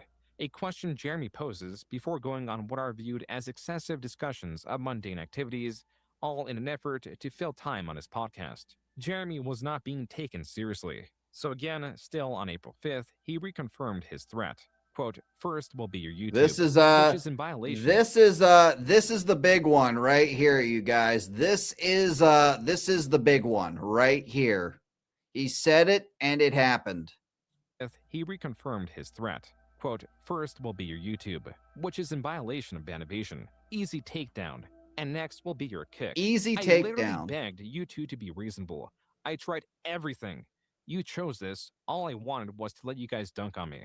Unquote. PPP responded by stating that Jeremy is shameless, has no power anywhere, and is a cuckold. Jeremy then reached out to Null again as a medium to relay a message. He is demanding that the Kino Casino take down their videos attacking his marriage or he will bury them, and that he can burn it all Bury down them. with his 5 years guaranteed salary at Rumble. In this screenshot, Jeremy claims he has a non-racial slur YouTube representative, and all it would take is one phone call. The medium of communication Wow. would become exceedingly important in the coming days. See, these big shots have a YouTube rep. They have a YouTube rep that they can just call. So like if something happens to their channel, they could just call them and be on the fast track to getting it taken care of. For Jeremy's Must be threats, nice. PPP posted this message and refused Jeremy's offer, calling it a Mafia Don extortion tactic. That was the final straw. In the early morning of April 6th, Jeremy Scorched promised earth scorched tomorrow. earth. More mockery came as a response to Jeremy's newest threat. Kiwi Farms celebrated both Jeremy's rage and how well-fed PPP from the Kino Casino would be in monetizing Jeremy. As many hours had gone by and Jeremy had failed to make good on his threats, his Twitter replies had become so filled with comments mocking him that even the ones he purposely hid were so numerous they possibly outnumbered the unhidden replies. Even Noel commented on Jeremy's inaction. Finally, Jeremy began streaming, and many viewers anticipating the stream both joined and were banned, likely for their comments. Noel also commented on the stream as Jeremy was not even talking about the Kino Casino, rather returning to his standard programming. The scope of mockery was increasing. More creators were jumping in to denounce Jeremy, often in support of the Kino Casino. We're still here, Jeremy Hambley of Wisconsin. It turned out that this was not the first time a threat of the sort came from Jeremy. In 2018, creator Mr. Medicare was fighting with Sargon of Akkad and had the possibility of getting his channel struck or perhaps even banned just by the act of a viewer donating a racist message. The quartering threatened to do such a thing, going as far as to demand to confront him, but only on Medicare's live stream as to send a racist message to possibly get his channel banned. When Medicare failed to agree to Jeremy's terms, Jeremy himself began streaming and accepted a call from Keemstar. It was then that Keemstar added Medicare to the call, assuring the confrontation would happen, just not on Medicare's channel as Jeremy demanded. You basically said, I can't wait to fucking super You hear chat you that? 1488. Wink, wink, Jim. Oh my God, are you scared of the audience? You scared of what happened to Ralph? I'm going to super chat you 1488. Wink. Their Kick channel banned. Just when it appeared that Jeremy was going to take the Kino Casino down, he posted this multi-paragraph tweet, now saying that he should have never implied anything about taking their channel down, and that it was him getting emotional. Even though he is displeased with the rumors they've spread, he also understands the error in oversharing information and how it has become weaponized against him. His new strategy is to write it out. This was not so easily accepted as creators and viewers alike had hardly forgotten about the gravity of Jeremy's previous threats. Jeremy on his gaming stream was getting harassed like never before. This was meant to be the pinnacle I of the caught some scandal, of this. the pinnacle of outrage directed at Jeremy. In reality, it was just the beginning. On April 10th, the Kino Casino's biggest channel, their Clip channel, Bane of the was banned for Shills violating rated the YouTube's stream. terms of Cheers to service. Bane of the On Twitter, Shills. PPP Like they stated were on the doing matter, some quote, EU "Will search his Star word, Wars ordering to Expanded flag down our Universe entire over Kick there. channel Good for shit. Make quote-unquote sure to ban go back and evasion. check that He out. really Make is sure the you're most subbed to Bane pathetic or worm follow you could Bane of the possibly Shills. imagine. Free speech warrior my ass. Our channel is under attack. Unquote. Hundreds of creators and Twitter users were quote tweeting in support of the Kino Casino. Andy Worski reconfirmed the reason the channel was taken down was for ban evasion, just like Jeremy threatened. Even Andy Worski's main channel was banned just minutes afterward. Jeremy shared this photo and message about receiving a gift from his wife, mentioning that his birthday weekend was kicking off right. The gift was a box of swords that included decorated playing cards, a die, and even casino chips. This was thought to be a direct reference to the Kino Casino and their banning. Just 1 hour later, the Quartings weekend took a dark turn. Quote, in the last 5 hours, people have shown up at my house. Caller ID block numbers have called both mine and my wife's phones. My channel has received multiple reports. I assume this is because I made fun of Israel deranged people? This stuff is insane. Unquote. As evidence that he was not the source of the banning, Jeremy posted his flagging history for the Jeremy Hambly channel. Here comes the I think I know what's coming up next. And his Quartering live channel. Both report histories were empty, even going as far to say that the Kino Casino were wrongfully banned and that I they think should this is 100% where be restored. his search or his address bar leaks that he reported something. Worski, however, was attempting to contact the owner of Rumble, claiming that Jeremy got the Kino Casino banned. Hambly really fucked up today. Like he's done like the He really fucked up possible thing that he could have possibly done. While there was no definitive evidence that Jeremy was responsible for the ban reason was irregular because it was for posting previously removed content that violates terms of service and posting from creators who have channel restrictions or have been terminated. Thanks for the Neither raid, should Bane have of the applied to the Shills. Kino Casino Clip channel. While Worski's main channel was banned alongside the Clip channel, allegedly neither had a strike, and the Clip channel itself is allegedly owned by their editor, not Worski. Posting content from creators with a current channel restriction or creators who have been terminated under our terms. Now, we're not banned from YouTube, and it's not our channel. He's not actually attacked our livelihood. We didn't make any money from that channel. We never took a penny from that channel. Like, this is fucked up. So, like, the guy who gets fucked in this situation was just the guy who runs their Clips channel and clips them out and uploads everything on the Clips channel. They gave it to him. And so now he's not getting any. So they ended up fucking a guy who, at the end of the day, had nothing to do with it. All of the money from that channel went to our editor Flake. That's because fucked. he has a family. See, this is While why the you don't platforming has copyright become strike. somewhat This is why you standard don't in the abuse the online copyright space, right here. Jeremy's contemporaries, as frequent targets of deplatforming, view this action as a sin. Tales of such are remembered even a decade later. Parallels with Matt Jarbo are really crazy, aren't they? Matt Jarbo got famous for being flagged down by Zoe Quinn. That's how he blew up. That's how he reached the heights that he reached on YouTube. And it all came crashing down when it was revealed that the same thing that he made himself a victim out of, he was doing to others. And here we have Jeremy Hambly doing the exact same thing. Could I just add this? On Oh, there's Jeremy. There's Geeks and Gamers, Jeremy. We are the most posted about thing on Twitter right now. Above MAGA influencers split over Israel and U.S. foreign policy. Uh-oh, here comes I see Melanie. Is he above? beam full. Melanie gonna get her 5 seconds of fame here. Her Jew bull cuck husband left her here for me.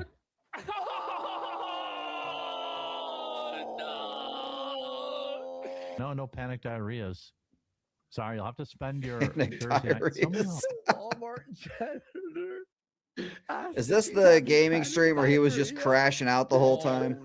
No. I think I saw some Jeremy was clips of being this. brigaded by detractors so fiercely that even several newly promoted chat moderators could not keep up with the constant stream of detractors. This was just on YouTube, as Jeremy was multi-streaming on Kick as well, where his chat ran rampant, until he was notified of it and set it to subscriber chat only.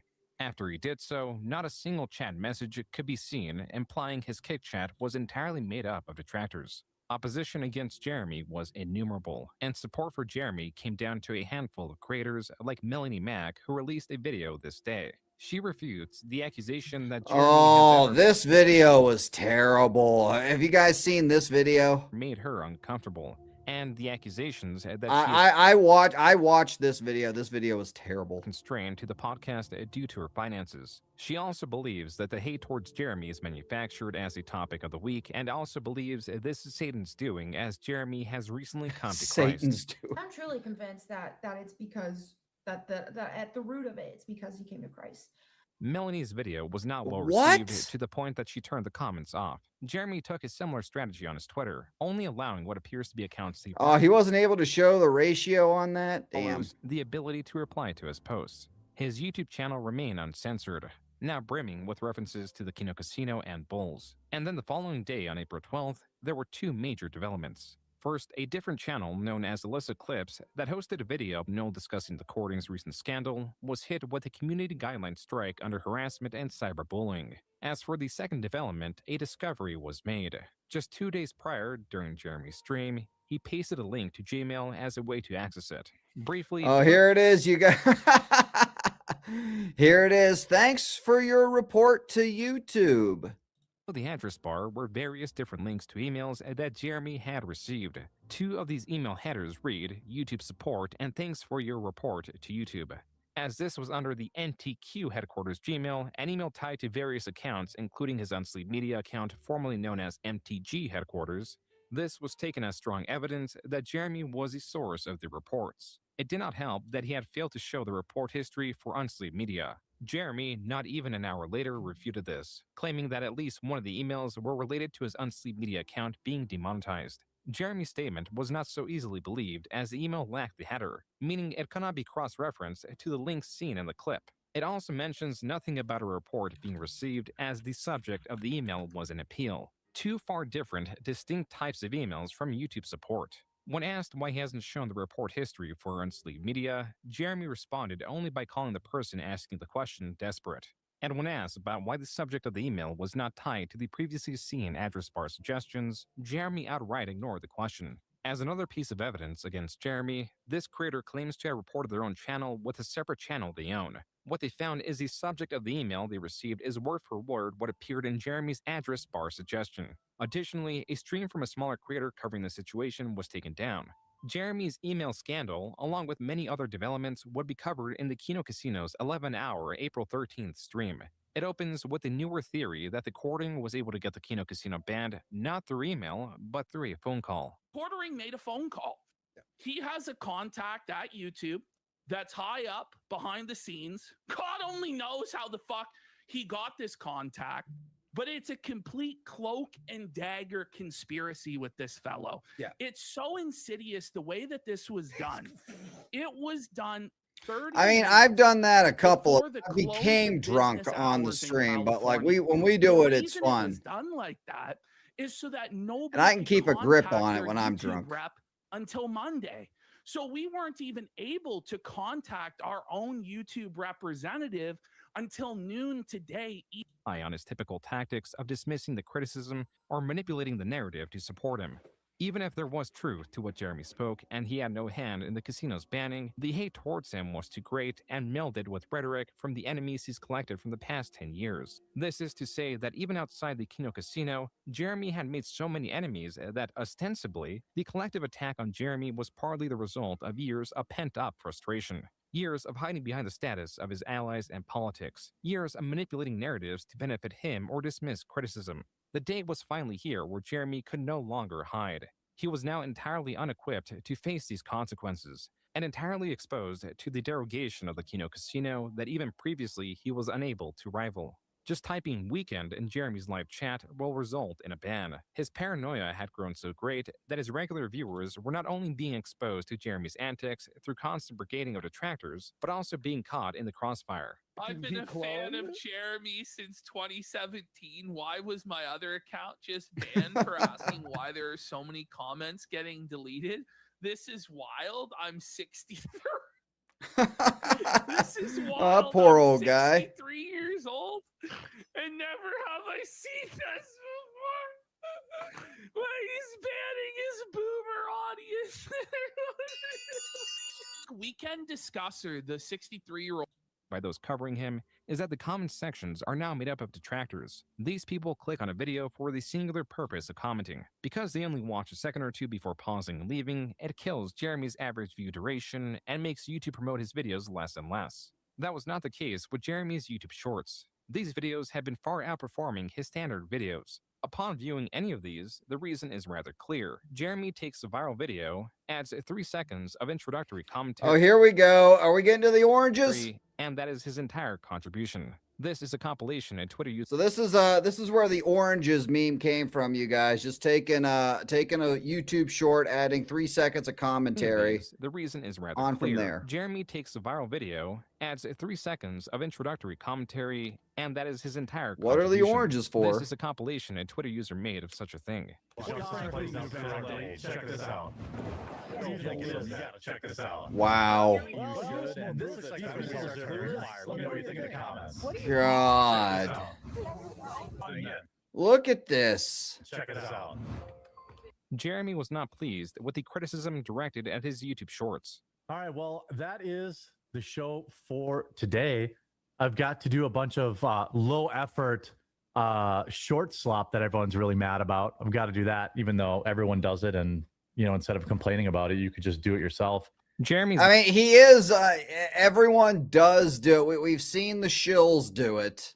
We've seen the shills do it. They don't even show their faces. They just talk over it for 10 seconds. Main channel content was far underperforming. His shorts were being criticized for lacking critical commentary needed to satisfy fair use. Yet he still had Rumble. He is both looking forward to a massive year on shorts. I did shorts for like a little bit, and I don't know. I might even dump the Rumble shorts, to be honest with you. I hate shorts. Who claims to always have his back. On one of the tweets, creator Nicholas Diorio commented, quote, "Didn't you just stream to 82 people there the other day?" Unquote. Jeremy did not respond.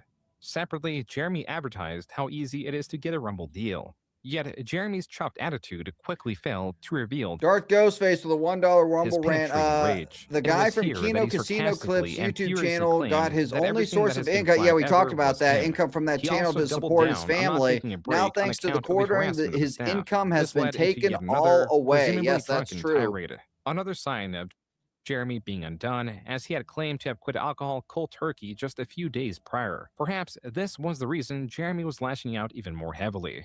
On April 17th, Chris Pavlovsky stated that no creator has a 5-year deal with Rumble or even close to it.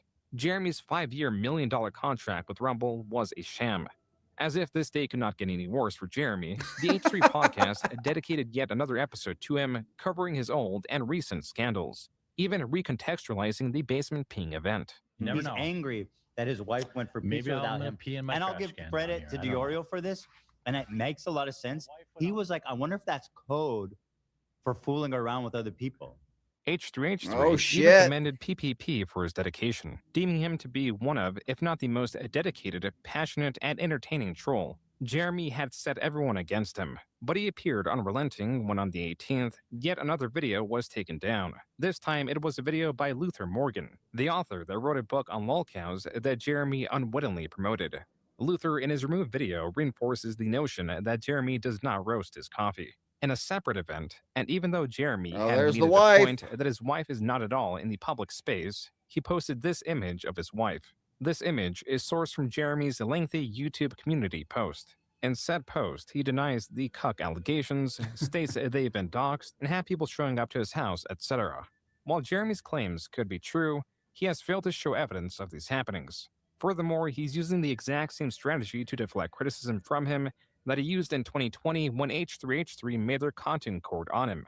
Remember, he's using these tactics that the wokers use, but as we covered earlier, it's geeks and gamers, FNT, all the people at FNT. They fought SJW so long they became them. Again, it's like I said in my post, the hypocrisy is next fucking level, and of course, it got community noted. Though the Kino Casino and the return of the mac and cheese allegations are far more offensive, Deleted that Jeremy tweet, has by the invited way. speculation on his marriage, not just from various clips of him talking about his wife, such as in Basement Peen clip. He has also made countless sexual comments towards various women, live with little remorse. It is an undeniable fact that Jeremy is a persistent sexual... Melissa Lord for $5 over on Rumble. Thank you, Melissa. Have you watched Mortal Kombat 2 yet? Thoughts? No, I have not watched it. I think we might do a movie night. I might do a movie night for the after party on Wednesday's stream, and I might watch it because I haven't even seen the first one yet. I might watch the first one on movie night on Wednesday, and then watch that one at a later date. I give it an 8 out of 10. It follows the lore, the characters. It follows the lore, the characters act and look like themselves. The sets were accurate. The choreography was good. It edges out MK 1995 as the best one. Cheers to that. Yeah, I think we're going to do a movie night on Wednesday's show, and I might watch the first one there at the end after the shill watch for the after party.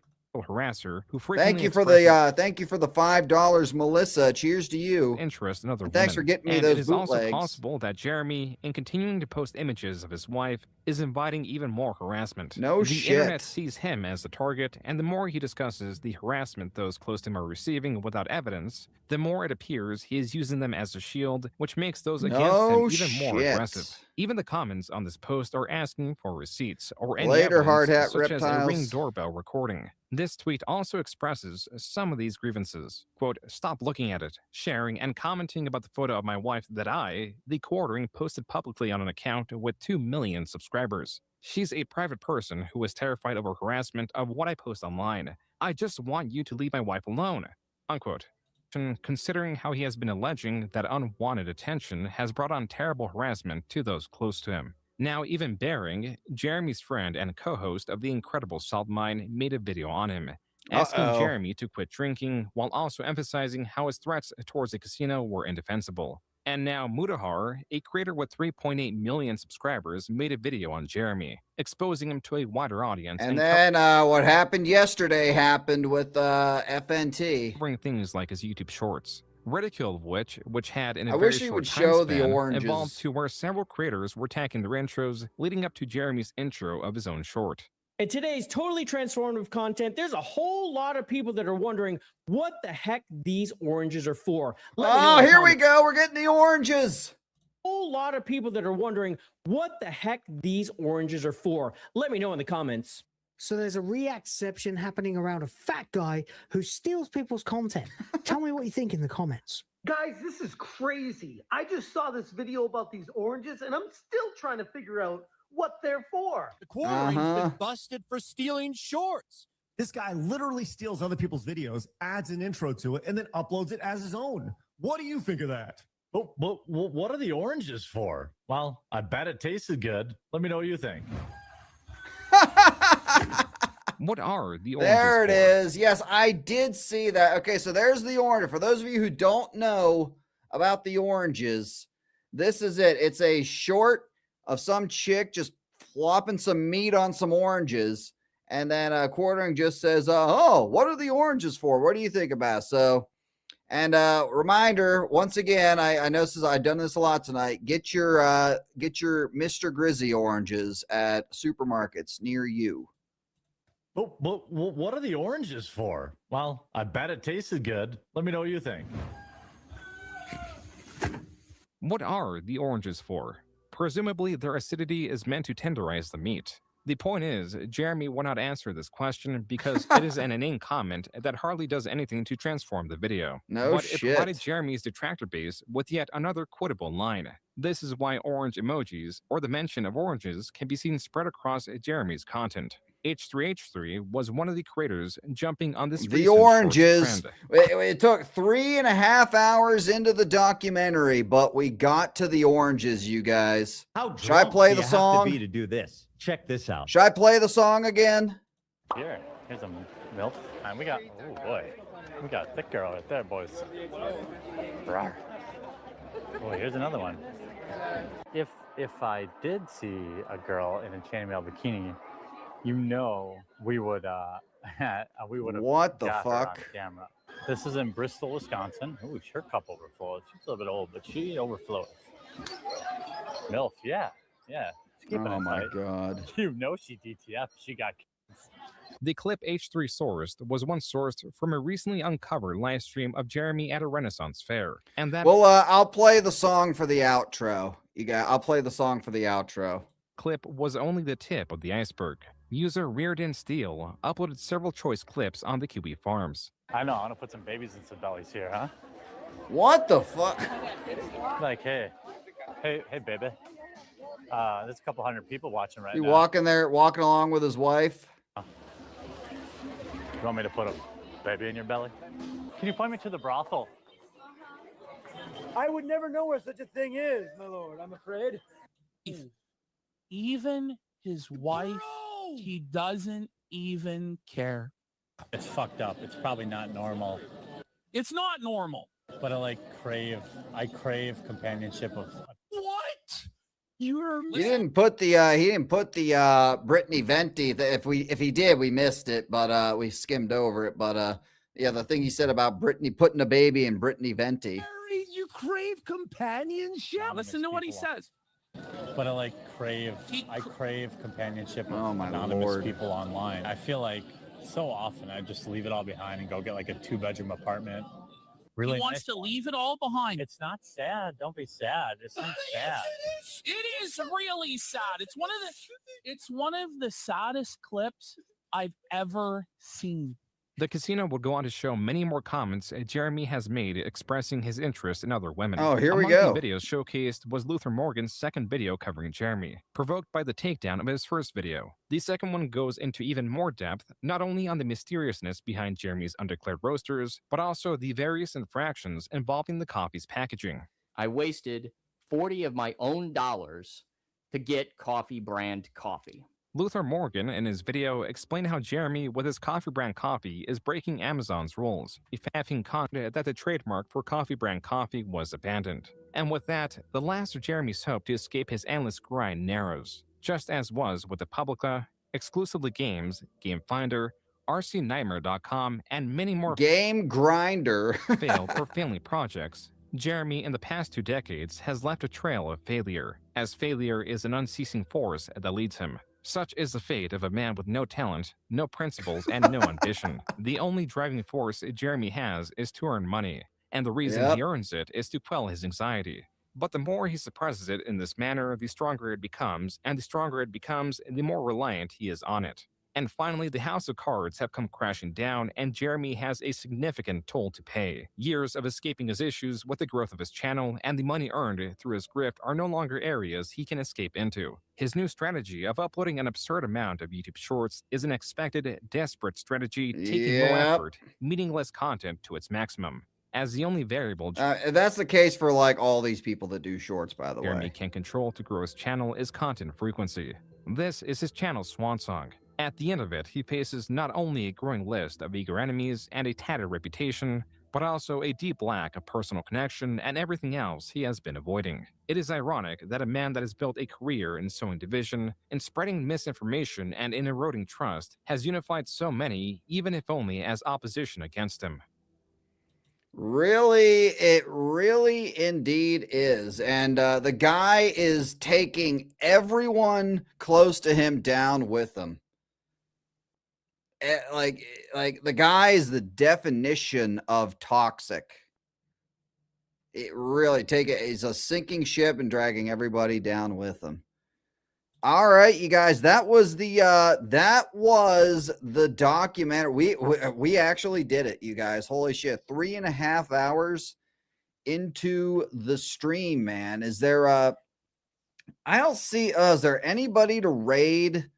We're on Rumble right now. I don't know if Bane of the Shills is still here. Is there anybody live on Rumble for us to raid? I might just I don't know. It's pretty late. It's pretty late. Anybody? Of course, nobody I follow is live right now. There's a couple other people. Talking about the quartering stuff. Maybe I'll just pick one of them at random and send you guys over there. Let's see. Here's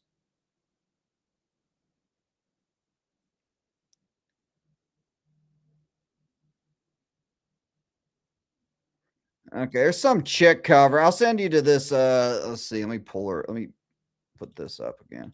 Let's see. You got this chick talking about It's it. called The Silent. Looks like That's she's the watching. opposite of Looks like woke. she's It's watching a Flash. silent black woman. Are you kidding me? All right, I might just send you over to this chick. Having a She's black talking about character the in a same game doesn't- thing. You don't imagine Lagging a bit, Can but Can you retards talk about Effect the had quartering Anderson, now? I've for been waiting example, and I love forever. I've been waiting like 2 hours. Oh Hi, my Tom. God. Oh shit. getting a little frustrated. With Flashcast. All right, I'll send you guys over there on Rumble for now. We're gonna finish up. I'll play the song one more time for the end of the stream. What are the oranges for? Created by yours truly, ladies and gentlemen. Let's hit it.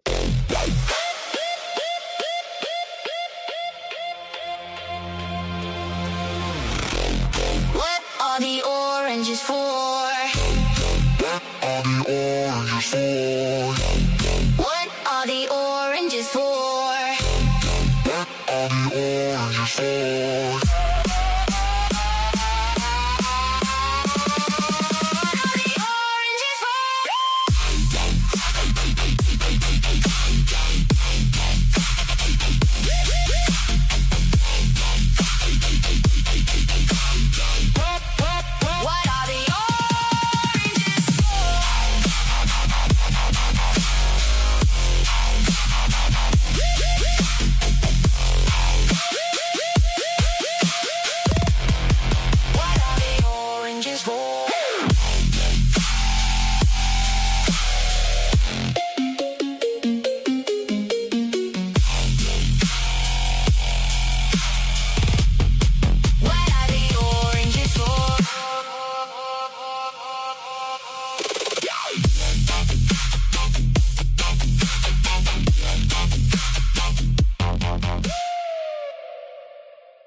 Jeremy Hambly, I got a question for ya. What are